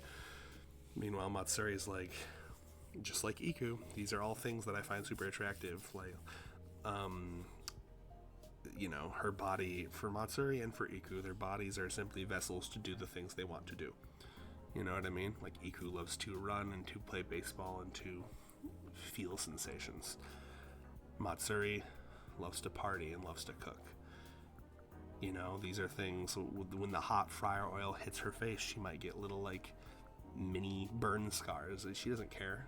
She's doing what she loves. She's not preoccupied with how she looks. She doesn't wear these outfits to look pretty. She wears them because she loves her grandparents. I love that. She's just a bundle of fucking fire. She's like a little fireball. Very, very fun to hang out with, genuinely. I'd love to party with her. Her being British is like a super interesting, it separates her from the rest of them. When I initially saw her character introduced, I foolishly thought of her as just the British one. I thought that was like her whole thing. But no, it's not at all, and I needed to have my eyes open to that. I can't remember who said it, but someone referred to her as a brand new take on a tomboy, like an interesting new spin on a tomboy, and it's absolutely true. She is tomboy to the max. She's fucking rough tumble. She's the type to be like, excuse me, he asked for no pickles, and then beat the fuck out of the guy who made your sandwich. I love her. Alright. Usa. Okay, Usa is good. My feet are falling asleep. Usa's awesome. I think initially I was irked out with her a little bit. I felt like the annoyance. I was like, I don't know if I can handle her. But Nakamura put his fucking magic sauce on it. Not to be confused with Rentro's magic sauce, which he will put on all of them later. But on and in and around. Shut the fuck up. That Usa chapter with Kamari is one of the best chapters. That's like a top 10 contender. Ooh, I gotta write that down actually for the top 10 stuff. But again, the self-awareness, man. Just her, that line she has where she's like, and this is another thing where, I have things that I relate to with Iku. I have things that I relate to with Kurumi. I have things that I relate to with Uto, with Rin, with Natty, and by the way, quick side tangent to Iku, something I forgot to mention with Iku. This actually is like kind of an Iku and Kurumi adjacent. I mentioned the brain fog thing. One of the things that helped me really escape from that brain fog was working out. I'm one of the lucky ones. I figured everyone got this, but I guess not. When I run, I get that runner's high. It feels amazing to me. I love the burn when I lift. It's like, it hurts, but it's like a good pain to me. It always has been. I'm not like coming in my pants like Iku, but it's real. It's a real thing, and it can be addicting. Because for me, like I said, I have OCD. my parents brought me to therapy when I was 9 years old because I was checking my own pulse as a 9-year-old. I thought I was gonna have a heart attack as a 9-year-old. I'm like, I think I'm having a heart attack. Call 911. I was uber stressed. I was OCD, baby. It fucked me up, and so I'm very hyper aware of my body and how it feels. That's literally my first ever therapist. That's what he said to my parents. I remember it. He was like, he's hyper aware of his bodily functions. So when I go to the gym, it replaces that lethargy, that like gross, there's like a aching pain, like a joint pain. But when I go to the gym and I run and I lift, it replaces that with like a burn, but it doesn't hurt anymore. It feels like I don't know, it feels healthy, it feels good. It's like there's like dopamine and serotonin and adrenaline flowing through the muscles, and they don't feel like they're tired and they hurt, but they hurt, but I feel like I can do anything, like climb a mountain, I really relate to Iku in that's again another thing that I kind of place on Iku. I think Iku is obsessed with that feeling. When I burn, when my muscles burn, I feel like I can do anything. When my muscles burn, I feel like I can climb mountains and run over water and, I don't know, complete marathons. I think she's obsessed with that feeling of like accomplishment. Anyway, that's just another thing that I relate to with Iku.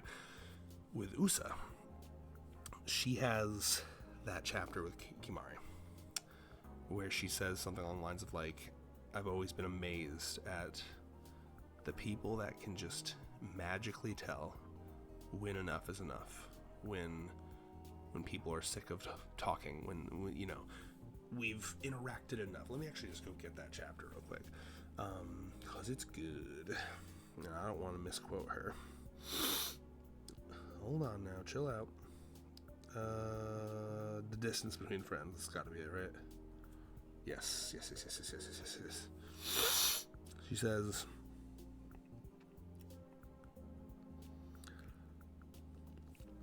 it's because I managed to screw up yet another friendship because I can never gauge just how close friends should be, and it pushed you away.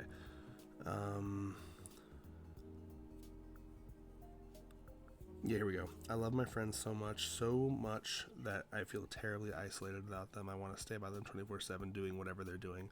But if I did that, they'd just get fed up with me. The way everyone else knows what that just right distance between friends is, it's amazing how they do it.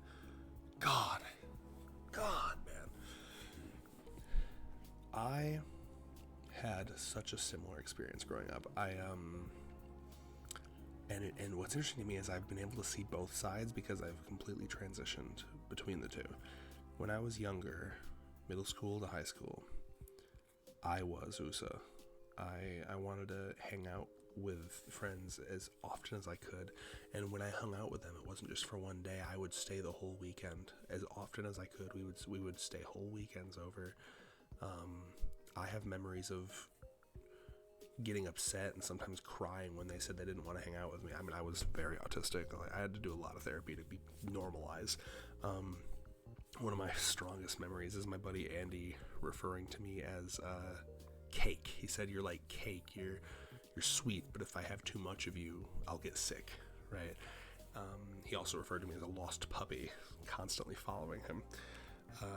But now I've flipped over to the other side where I do love hanging out with my friends, but I'm much more tired than I used to be socially, and if I don't get that alone time, I kind of lose my mind a bit. And now I'm in an interesting position where I have friends that act like how I did when I was in high school, where they want to talk to me for the whole night, and I'm just like, I can't, man. I gotta lay down. I want to work on my own stuff. I got stuff I want to write and read, and unfortunately a lot of that comes from just how busy I am.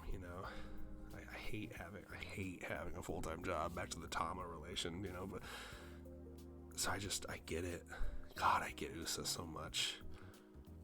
I mean, it makes me emotional. I think I'm genuinely tearing up. It's just, she just wants to spend time with it. It's one of the worst things. I remember being so paranoid that I was making people that I loved annoyed at me just because I wanted to spend time with them.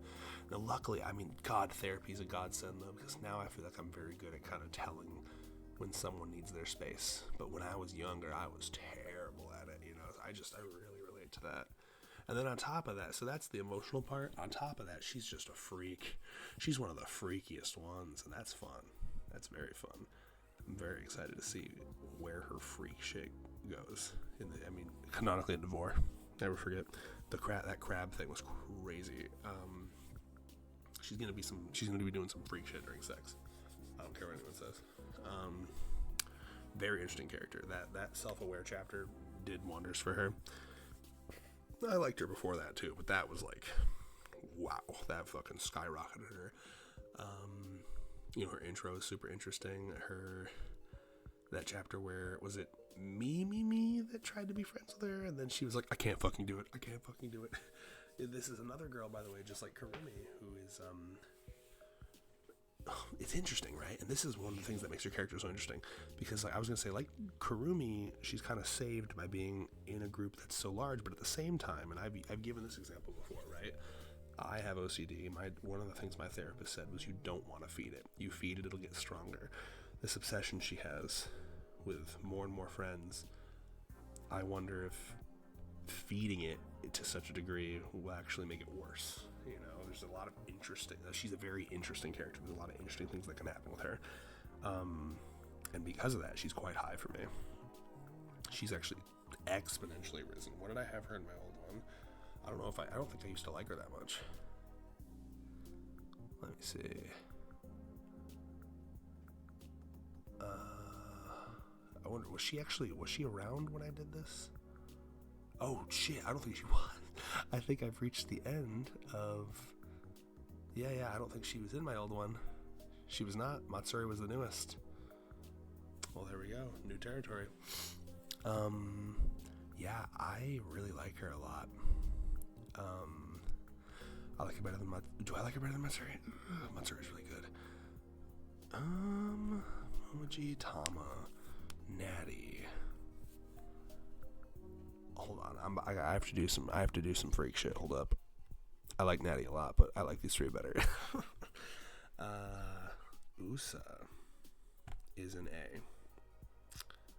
But where? Ooh, hold on, wait a minute. Oh, is she an A or does she hit S? God, I really like her. Okay, better than Matsuri, better than Tama. Is she better than Momoji? Yes, she is. But she's not better than Shizuka, so I'll give her top of A. One more push, Usa. One more push. Okay.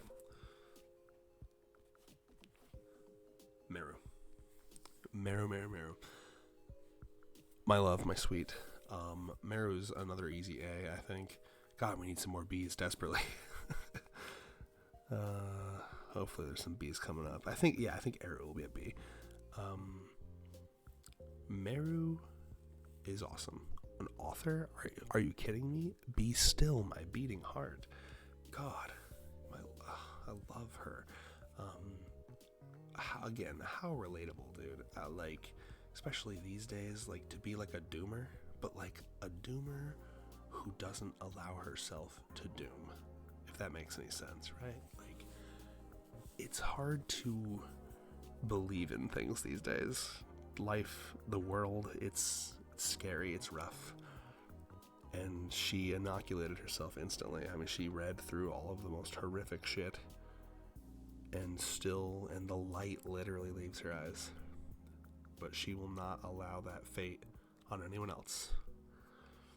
That is beautiful. Because again, this is once again, you have Nakamura taking a type of person who does exist in the world, who is actually quite annoying.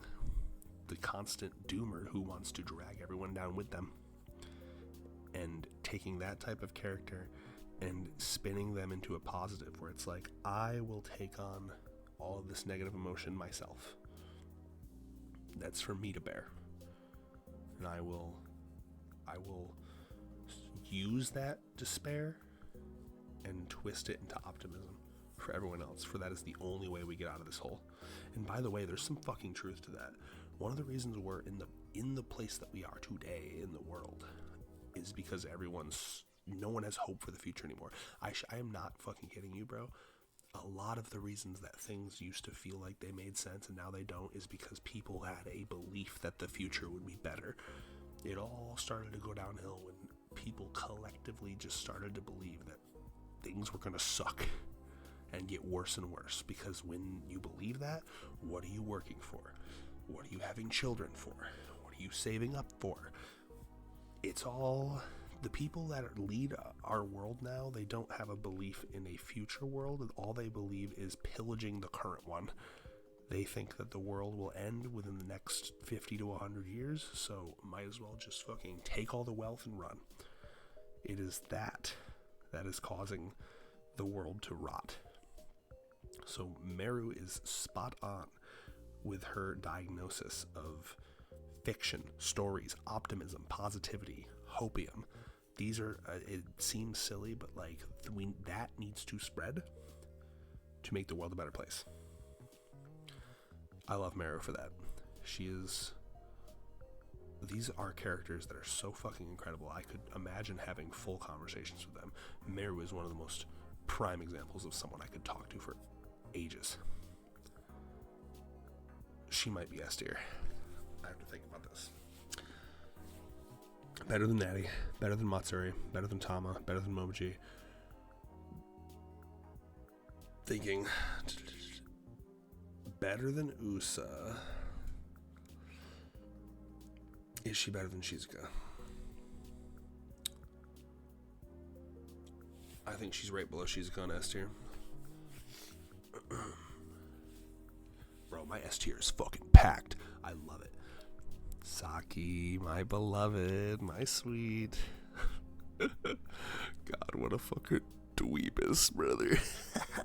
Oh my god, I love her so much. Saki. You know, when she was first introduced, I didn't know where to place her. But she's really coming to her own.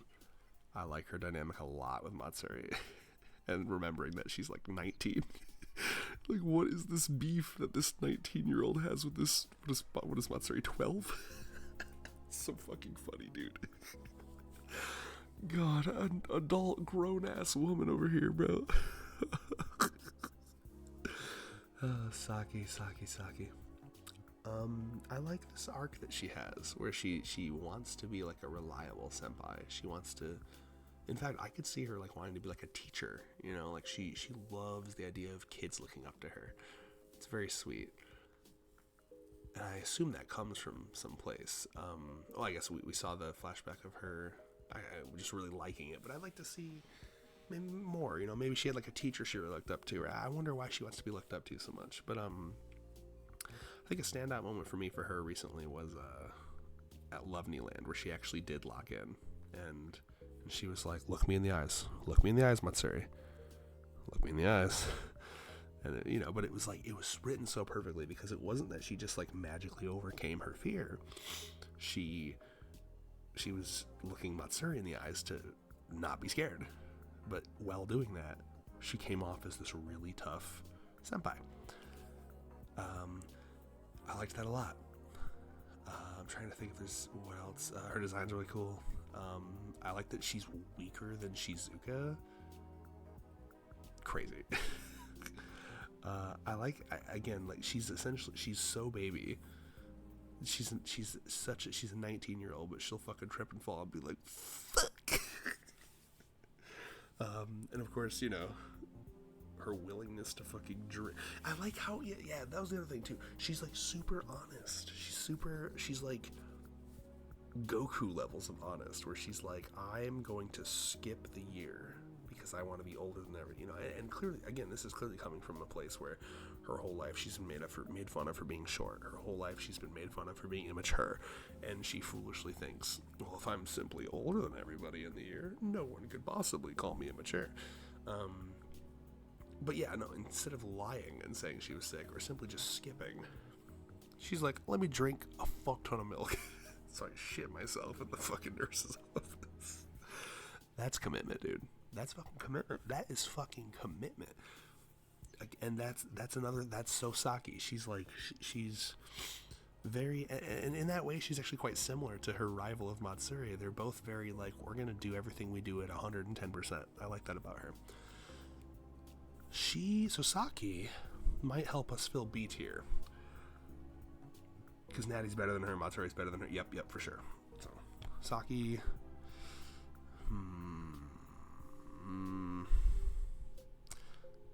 Here. Nemu. My beloved, my sweet. Okay. Ooh.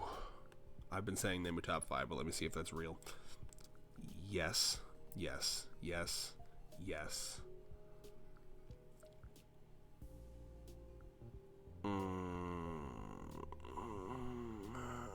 God. Oh, Lord, have mercy. Let me think. I'm thinking. I'm trying to go with my gut here. I'm sorry. Uto, you remain in top 5. Yo, hold on. I'm gonna take a gulp of water to get into my Nemu rant here. Here we go.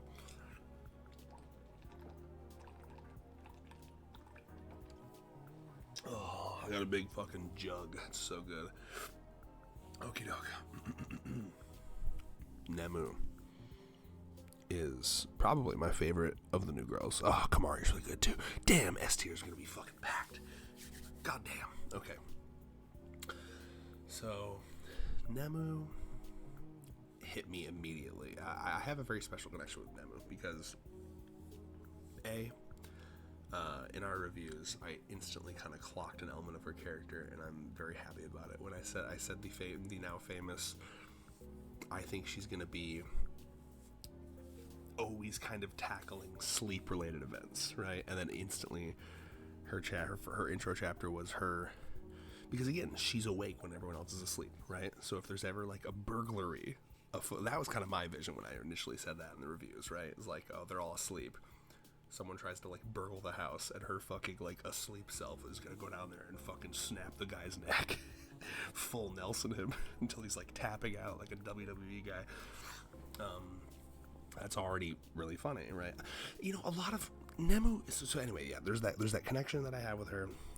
She reminds me a lot of Allie, right? Because Allie is a perfect combination of these two, Kurumi and Nemu, so that there's that connection I have. She's also an incredibly complex character. She's got a lot going for her, right? So the sleep thing, the narcolepsy sleepwalking thing, where she falls asleep, but then she wakes up and she's moving around, and she's ironically more energetic while she's asleep. On top of that, she has this thing where anything she experiences while she's asleep, she is dreaming as if she's actually doing it, but she is not aware that she's actually doing this thing. When she sleeps, her words, she dreams that she's the type of girl she wants to be. She wants to be just like Kurumi when she's fully fed, just like Iku when she's not getting her ass slapped, just like Karane when she's not sooning. She wants to be bubbly, happy.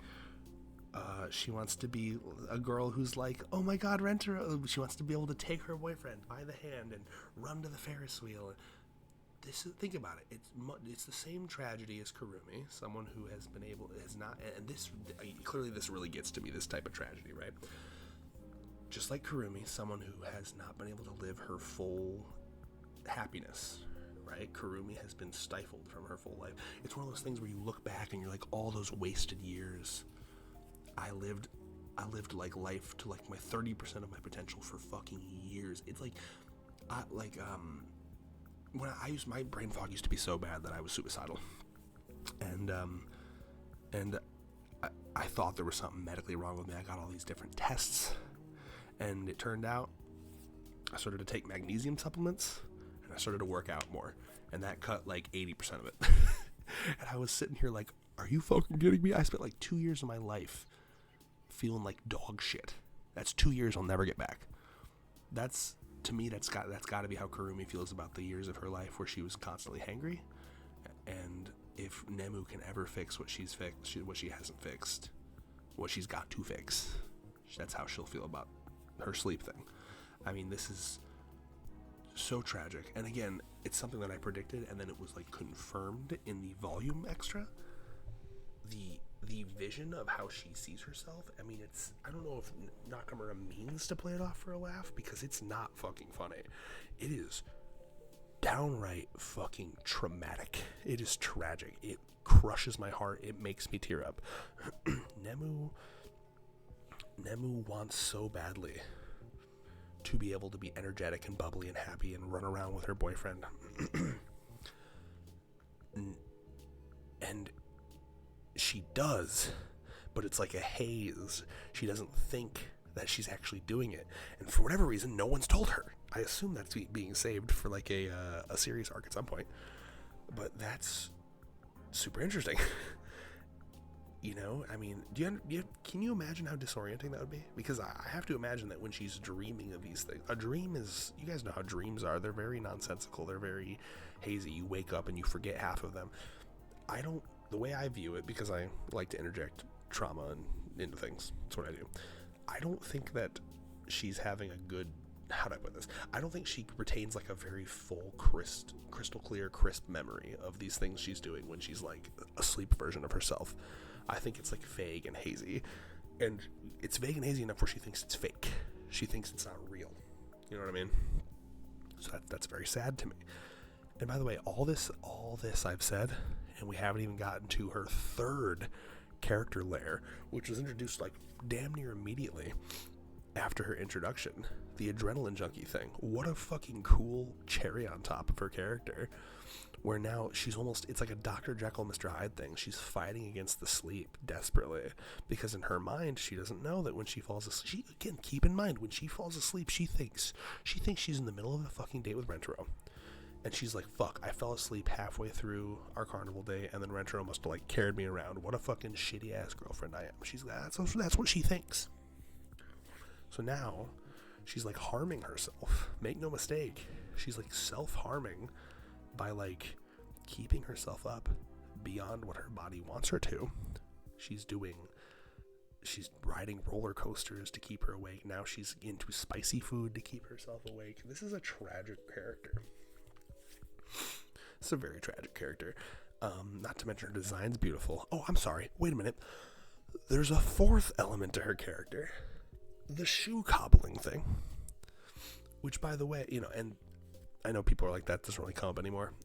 I just kind of roll it into, she's Amish coded, which is like extra cool to me, because it kind of, it ties in with the thing I said I found hot about the Rin element, which is this like, oh, hey, girlfriend, you're telling me you've been sheltered your whole life? I can show you all this cool shit. Let's go experience this cool shit together. Let's corrupt you together, right? You know, Nemu, I get the vibe that she's not had spicy food before, that she's not ridden a roller coaster before. These are fun things to show someone for the first time, to be their guide, like very Aladdin, I can show you the world type shit, right? She's got just an unfucking believable amount of stuff going for her, not to mention her design being amazing. She's gorgeous, and she makes me fucking cry, like just her existence, man. I wish for her happiness, and I hope she gets it. I love you, Nemu. Hasu is, I'm being extra quiet now because someone is very much asleep in a room that with a door open right next to me. We're almost done. Hasu is interesting to me. I want to love her. Anyone who knows me has known what my thing with Hasu has been for a while. I don't like the detective thing. I do like the smell thing. That does not mean that I want her to be a one-note character who only smells things. Personally, I think similar to how Kogoe, I guess Kogoe has the eyes and the cold. There's got to be someone else who only has. Okay, Eru was introduced with just the twin tails, but then we learned a little bit more about her. She's very into her femininity. She wants to be like a traditional wife, etc. Sue was introduced with just the numbers, and then we learned more about her, right?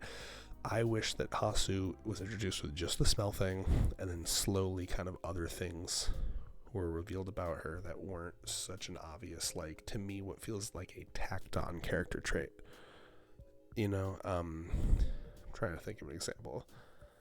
I don't know. The detective, it might just be a personal thing for me. It feels a little, and I've compared it to Uto before, right? Like, where Uto is achieving, or Uto is working towards what she wants to be in life. That's one of the things I really like about her bard thing, is that, like, she just wants to be that.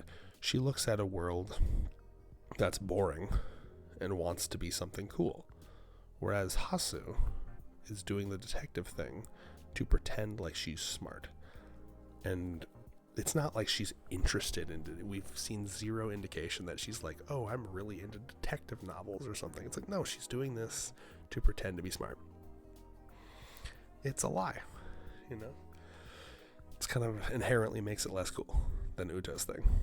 But the smell thing I love. I love smell fetish stuff.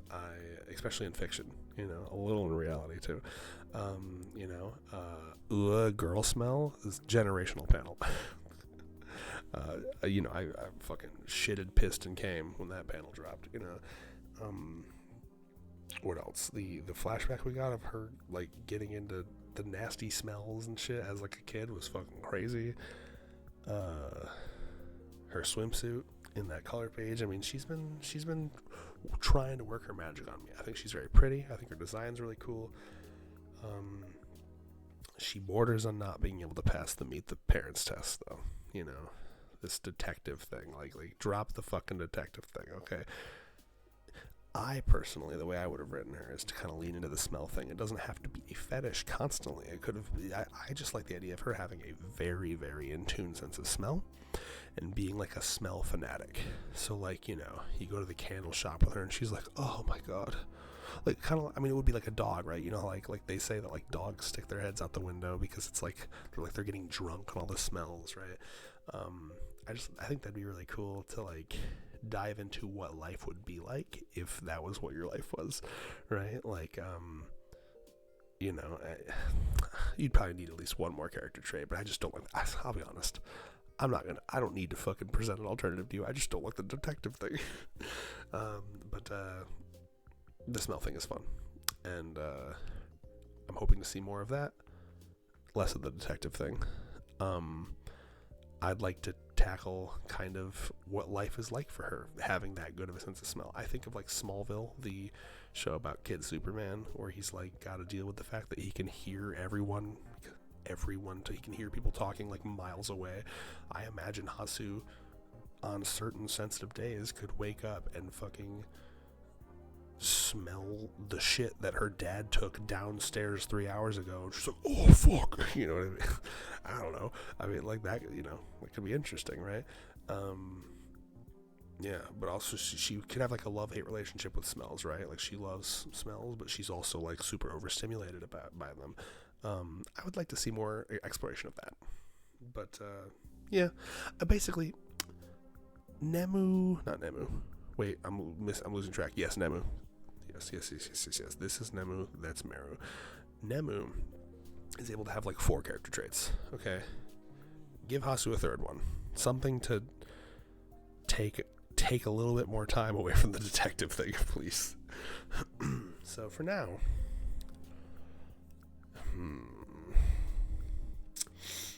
do I like her better?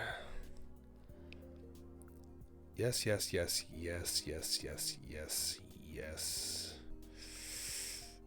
I think I could maybe plop her at the bottom of B.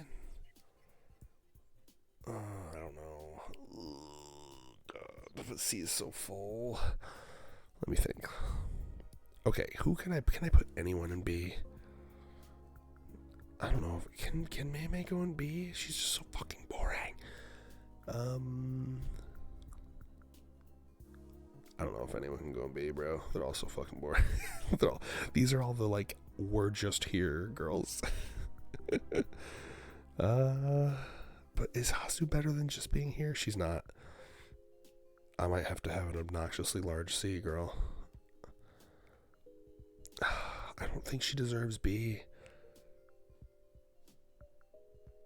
Let me think. No, I don't think she does. Is she better than them, though? Sorry. Must be done. Okay, Kimari. Kimari is objectively S tier. I mean, truly one of the most phenomenal. I think her intro chapter is top 10 chapters in the whole series. I gotta be writing these down. Where in S tier is she, though? Better.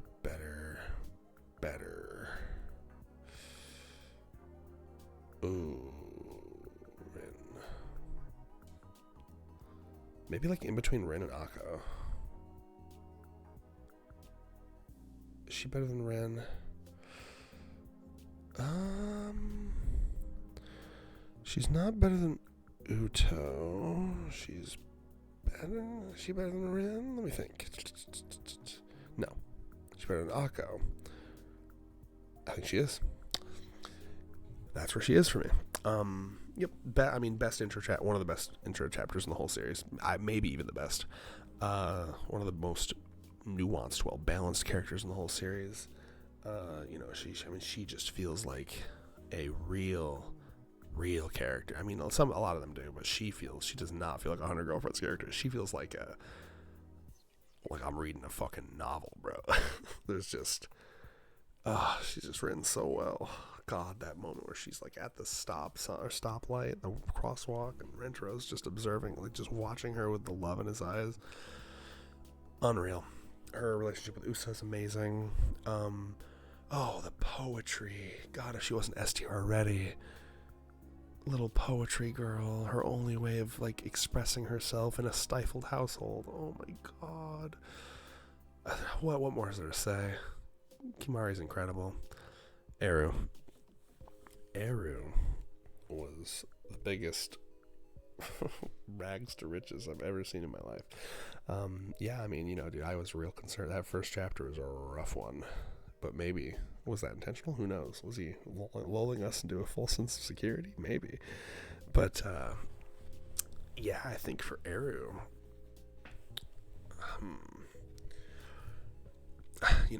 let me pick her letter first, and then I can yap. I think she could help us fill out B here. Yeah, because Natty's better, Matsuru's better. Yeah, she's around Nano tier for me. Is she above Nano? I'll put her below Nano. Alright. So, Eru has really, really grown on me. Initially, I was worried. I mean, dude, it was bad. Every single goddamn sentence, twin tails. I thought that was going to be her whole character. I was like, we got another fucking stinker on our hands. But, like, pretty instantly, I also didn't like her intro to the family chapter, but then, like, once she visited Chio's house, Chio, there we go. Once she visited Chio's house, man, we really I was like, oh my God. Metaphorically, we got to literally and metaphorically, we got to see her let her hair down, right? I was like, oh my God, not only can she fucking not have twin tails, she can not talk about twin tails, she can show empathy, she cares in her own way, the way that she's like, hey, take care of your hair, Matsuri. I was like, okay, she's a human here. And the way that she cares about other people's hair, not just hers, it makes you think, okay, where's this come from? You know what I mean? Like, what is this in her life that makes her so concerned about her appearance? Why is she so interested in being a trad wife at 12? Who is teaching her these things where she's 12 and she's like, I want to be a good wife for my darling one day. I need to learn to cook and clean. And that's like, what the fuck? What damage do you have, girl? And it's not a bad thing to want to be a good partner to her, but like, it's a strange thing to be thinking about at 12.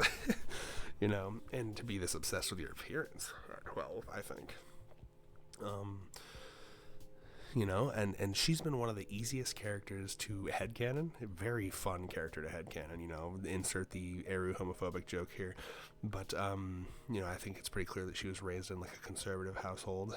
And I don't mean conservative in the American sense. I mean, like, a more traditional household, right? With traditional feminine, masculine roles. What else?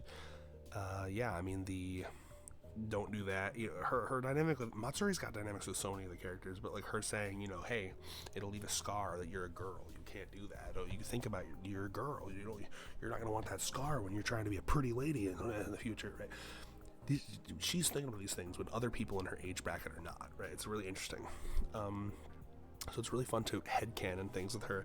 She's also quite vain, right? So I've headcanoned her as like someone who, if Yamame was out there gardening, she'd come out there in like her sexy gardener outfit and take a couple like thoughty selfies pretending to garden and then go back in the house, right? You'd have Kurumi or whoever else could cook. Chio cooking, like baking cookies, and then same thing, she'd come out with like her sexy chef outfit and like take like hold up a cookie and take a couple pictures, and she's definitely like an Instagramming. She's gramming for sure. She's a very easy character to headcanon with, and I think that is the mark of a well characterized character, because I feel like I can look at her and be like, oh, she would do this. So from F to B, huge rise. All we need now is some of these headcanons to become canons. So I'm looking forward to it. Nurse Chio. A little rough, I think. She might even be a D. Let me think. The chunk meter in the most recent chapter was pretty good. That kind of, for the first time, gave her what feels like a place in the family. Like a role in like big group chapters. I liked that. I think her intro chapter was, I thought she was going to have a dynamic where she was like, oh, sure, I'll date you, but not really, because I'm an adult and you're a kid. I just don't want to make you feel bad. But then instantly she's like, okay, I guess I'm here. It's like, what? I was hoping for more from that, because she seemed like a more normal adult. But nope, she just accepted it instantly. Felony accepted.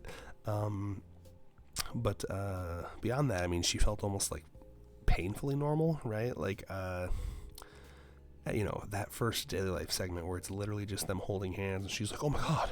I'm like, girl, you're 27. You're 27. What do you mean?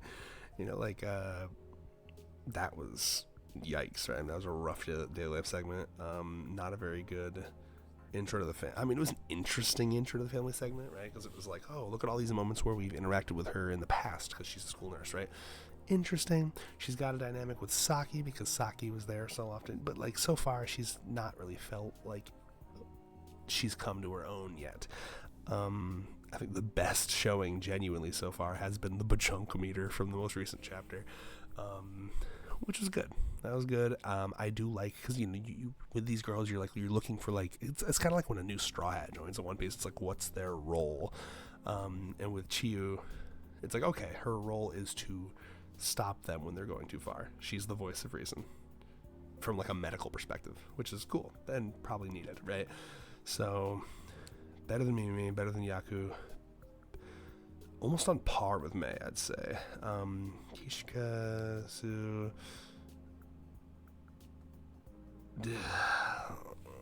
C is so large. Do I want to give her, I almost wonder if Kishika should go down to D. Oh, okay. Kishika, D. I'm trying to think, because, like, is it just... Yeah, I don't know. You know what? Yeah, Kishika's going down to D. Sorry. Kishika, D. And then I think Chiyu, also D. But I think, honestly, bro... do I like the maid more than Kishika? No, because Babu's pretty funny at times. I think that this is the role here. Is she D? Nurse Chiyu? I think she is, until further notice. Do I like Mai better than Chiyu? Do I like Mai better than Chiyu? Mai. Chew. Yes. Do I like Sue better than Chew? Yes. Do I like Hahari? Yeah. Okay. I think that's where we're at. Oh, Kogaway, my beloved. Pretty instantly fire. Pretty instantly a fan favorite. She feels like a new Akko almost to me. Maybe I'm, I don't go on the Reddits like Reyes does, but I was getting kind of like an everyone loves her vibe. This is another one where her shtick is so simple, but it's simple in the perfect way. It's simple in a way that can expand a trillion different directions. And I love it. I love it. Yeah, I'm trying to think. There's so much you could do with her character. We've made the jokes about her skin being like absolute zero. She's got like Gojo Infinity, but for warmth. Just a lot to do with her. Her eyes being a different design is really cool. It's just obviously we only have 2 chapters, or 3 technically, with her existing. So there's not a lot for me to analyze here. But I pretty much her design is fire, and her shtick is fire. So I would honestly, she might be a nice one to round out B, because I do like her. I already like her better than Hasu. I like her better than everyone in this row. I like her better than Hikari. I like her better than. Do I like her better than? Yes, I like her better than Saki. I like her better than Eru. I might even like her better than Nano. Oh. Nano and Joyers are going to be molding. Let me think. That's tough. I want to think about this correctly here. Ooh, okay. Natty, Matsuri, Tama. Kogwe better than Natty. Kogwe better than Matsuri. Tama. Kogwe better than Momoji. Ooh, this is rough because there's not a lot to go off of. My instincts are telling me to like hear, which seems crazy for how new she is.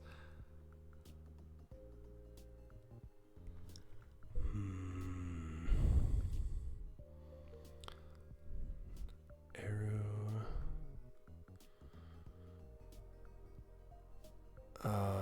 Okay. For sure better than Hikari.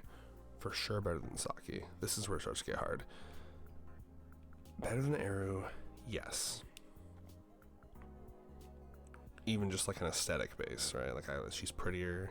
I like her personality better. Nano, yes. Natty. Maybe the end of A.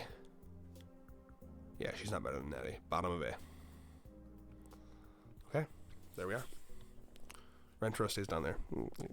It's either that or I give him Chad Tara. Okay, this feels right. This feels good. Yes, I like it. Well, there you have it, folks. It's 12:30. How long was that? Let me save this. Bing bong. Do I have to fucking log in to do this? Download it. Fuck you with that. I'm just gonna screen cap it. All right. Well, thank you. I hope someone watches this. 2 hours, 30 minutes. That seems about right. Goodbye.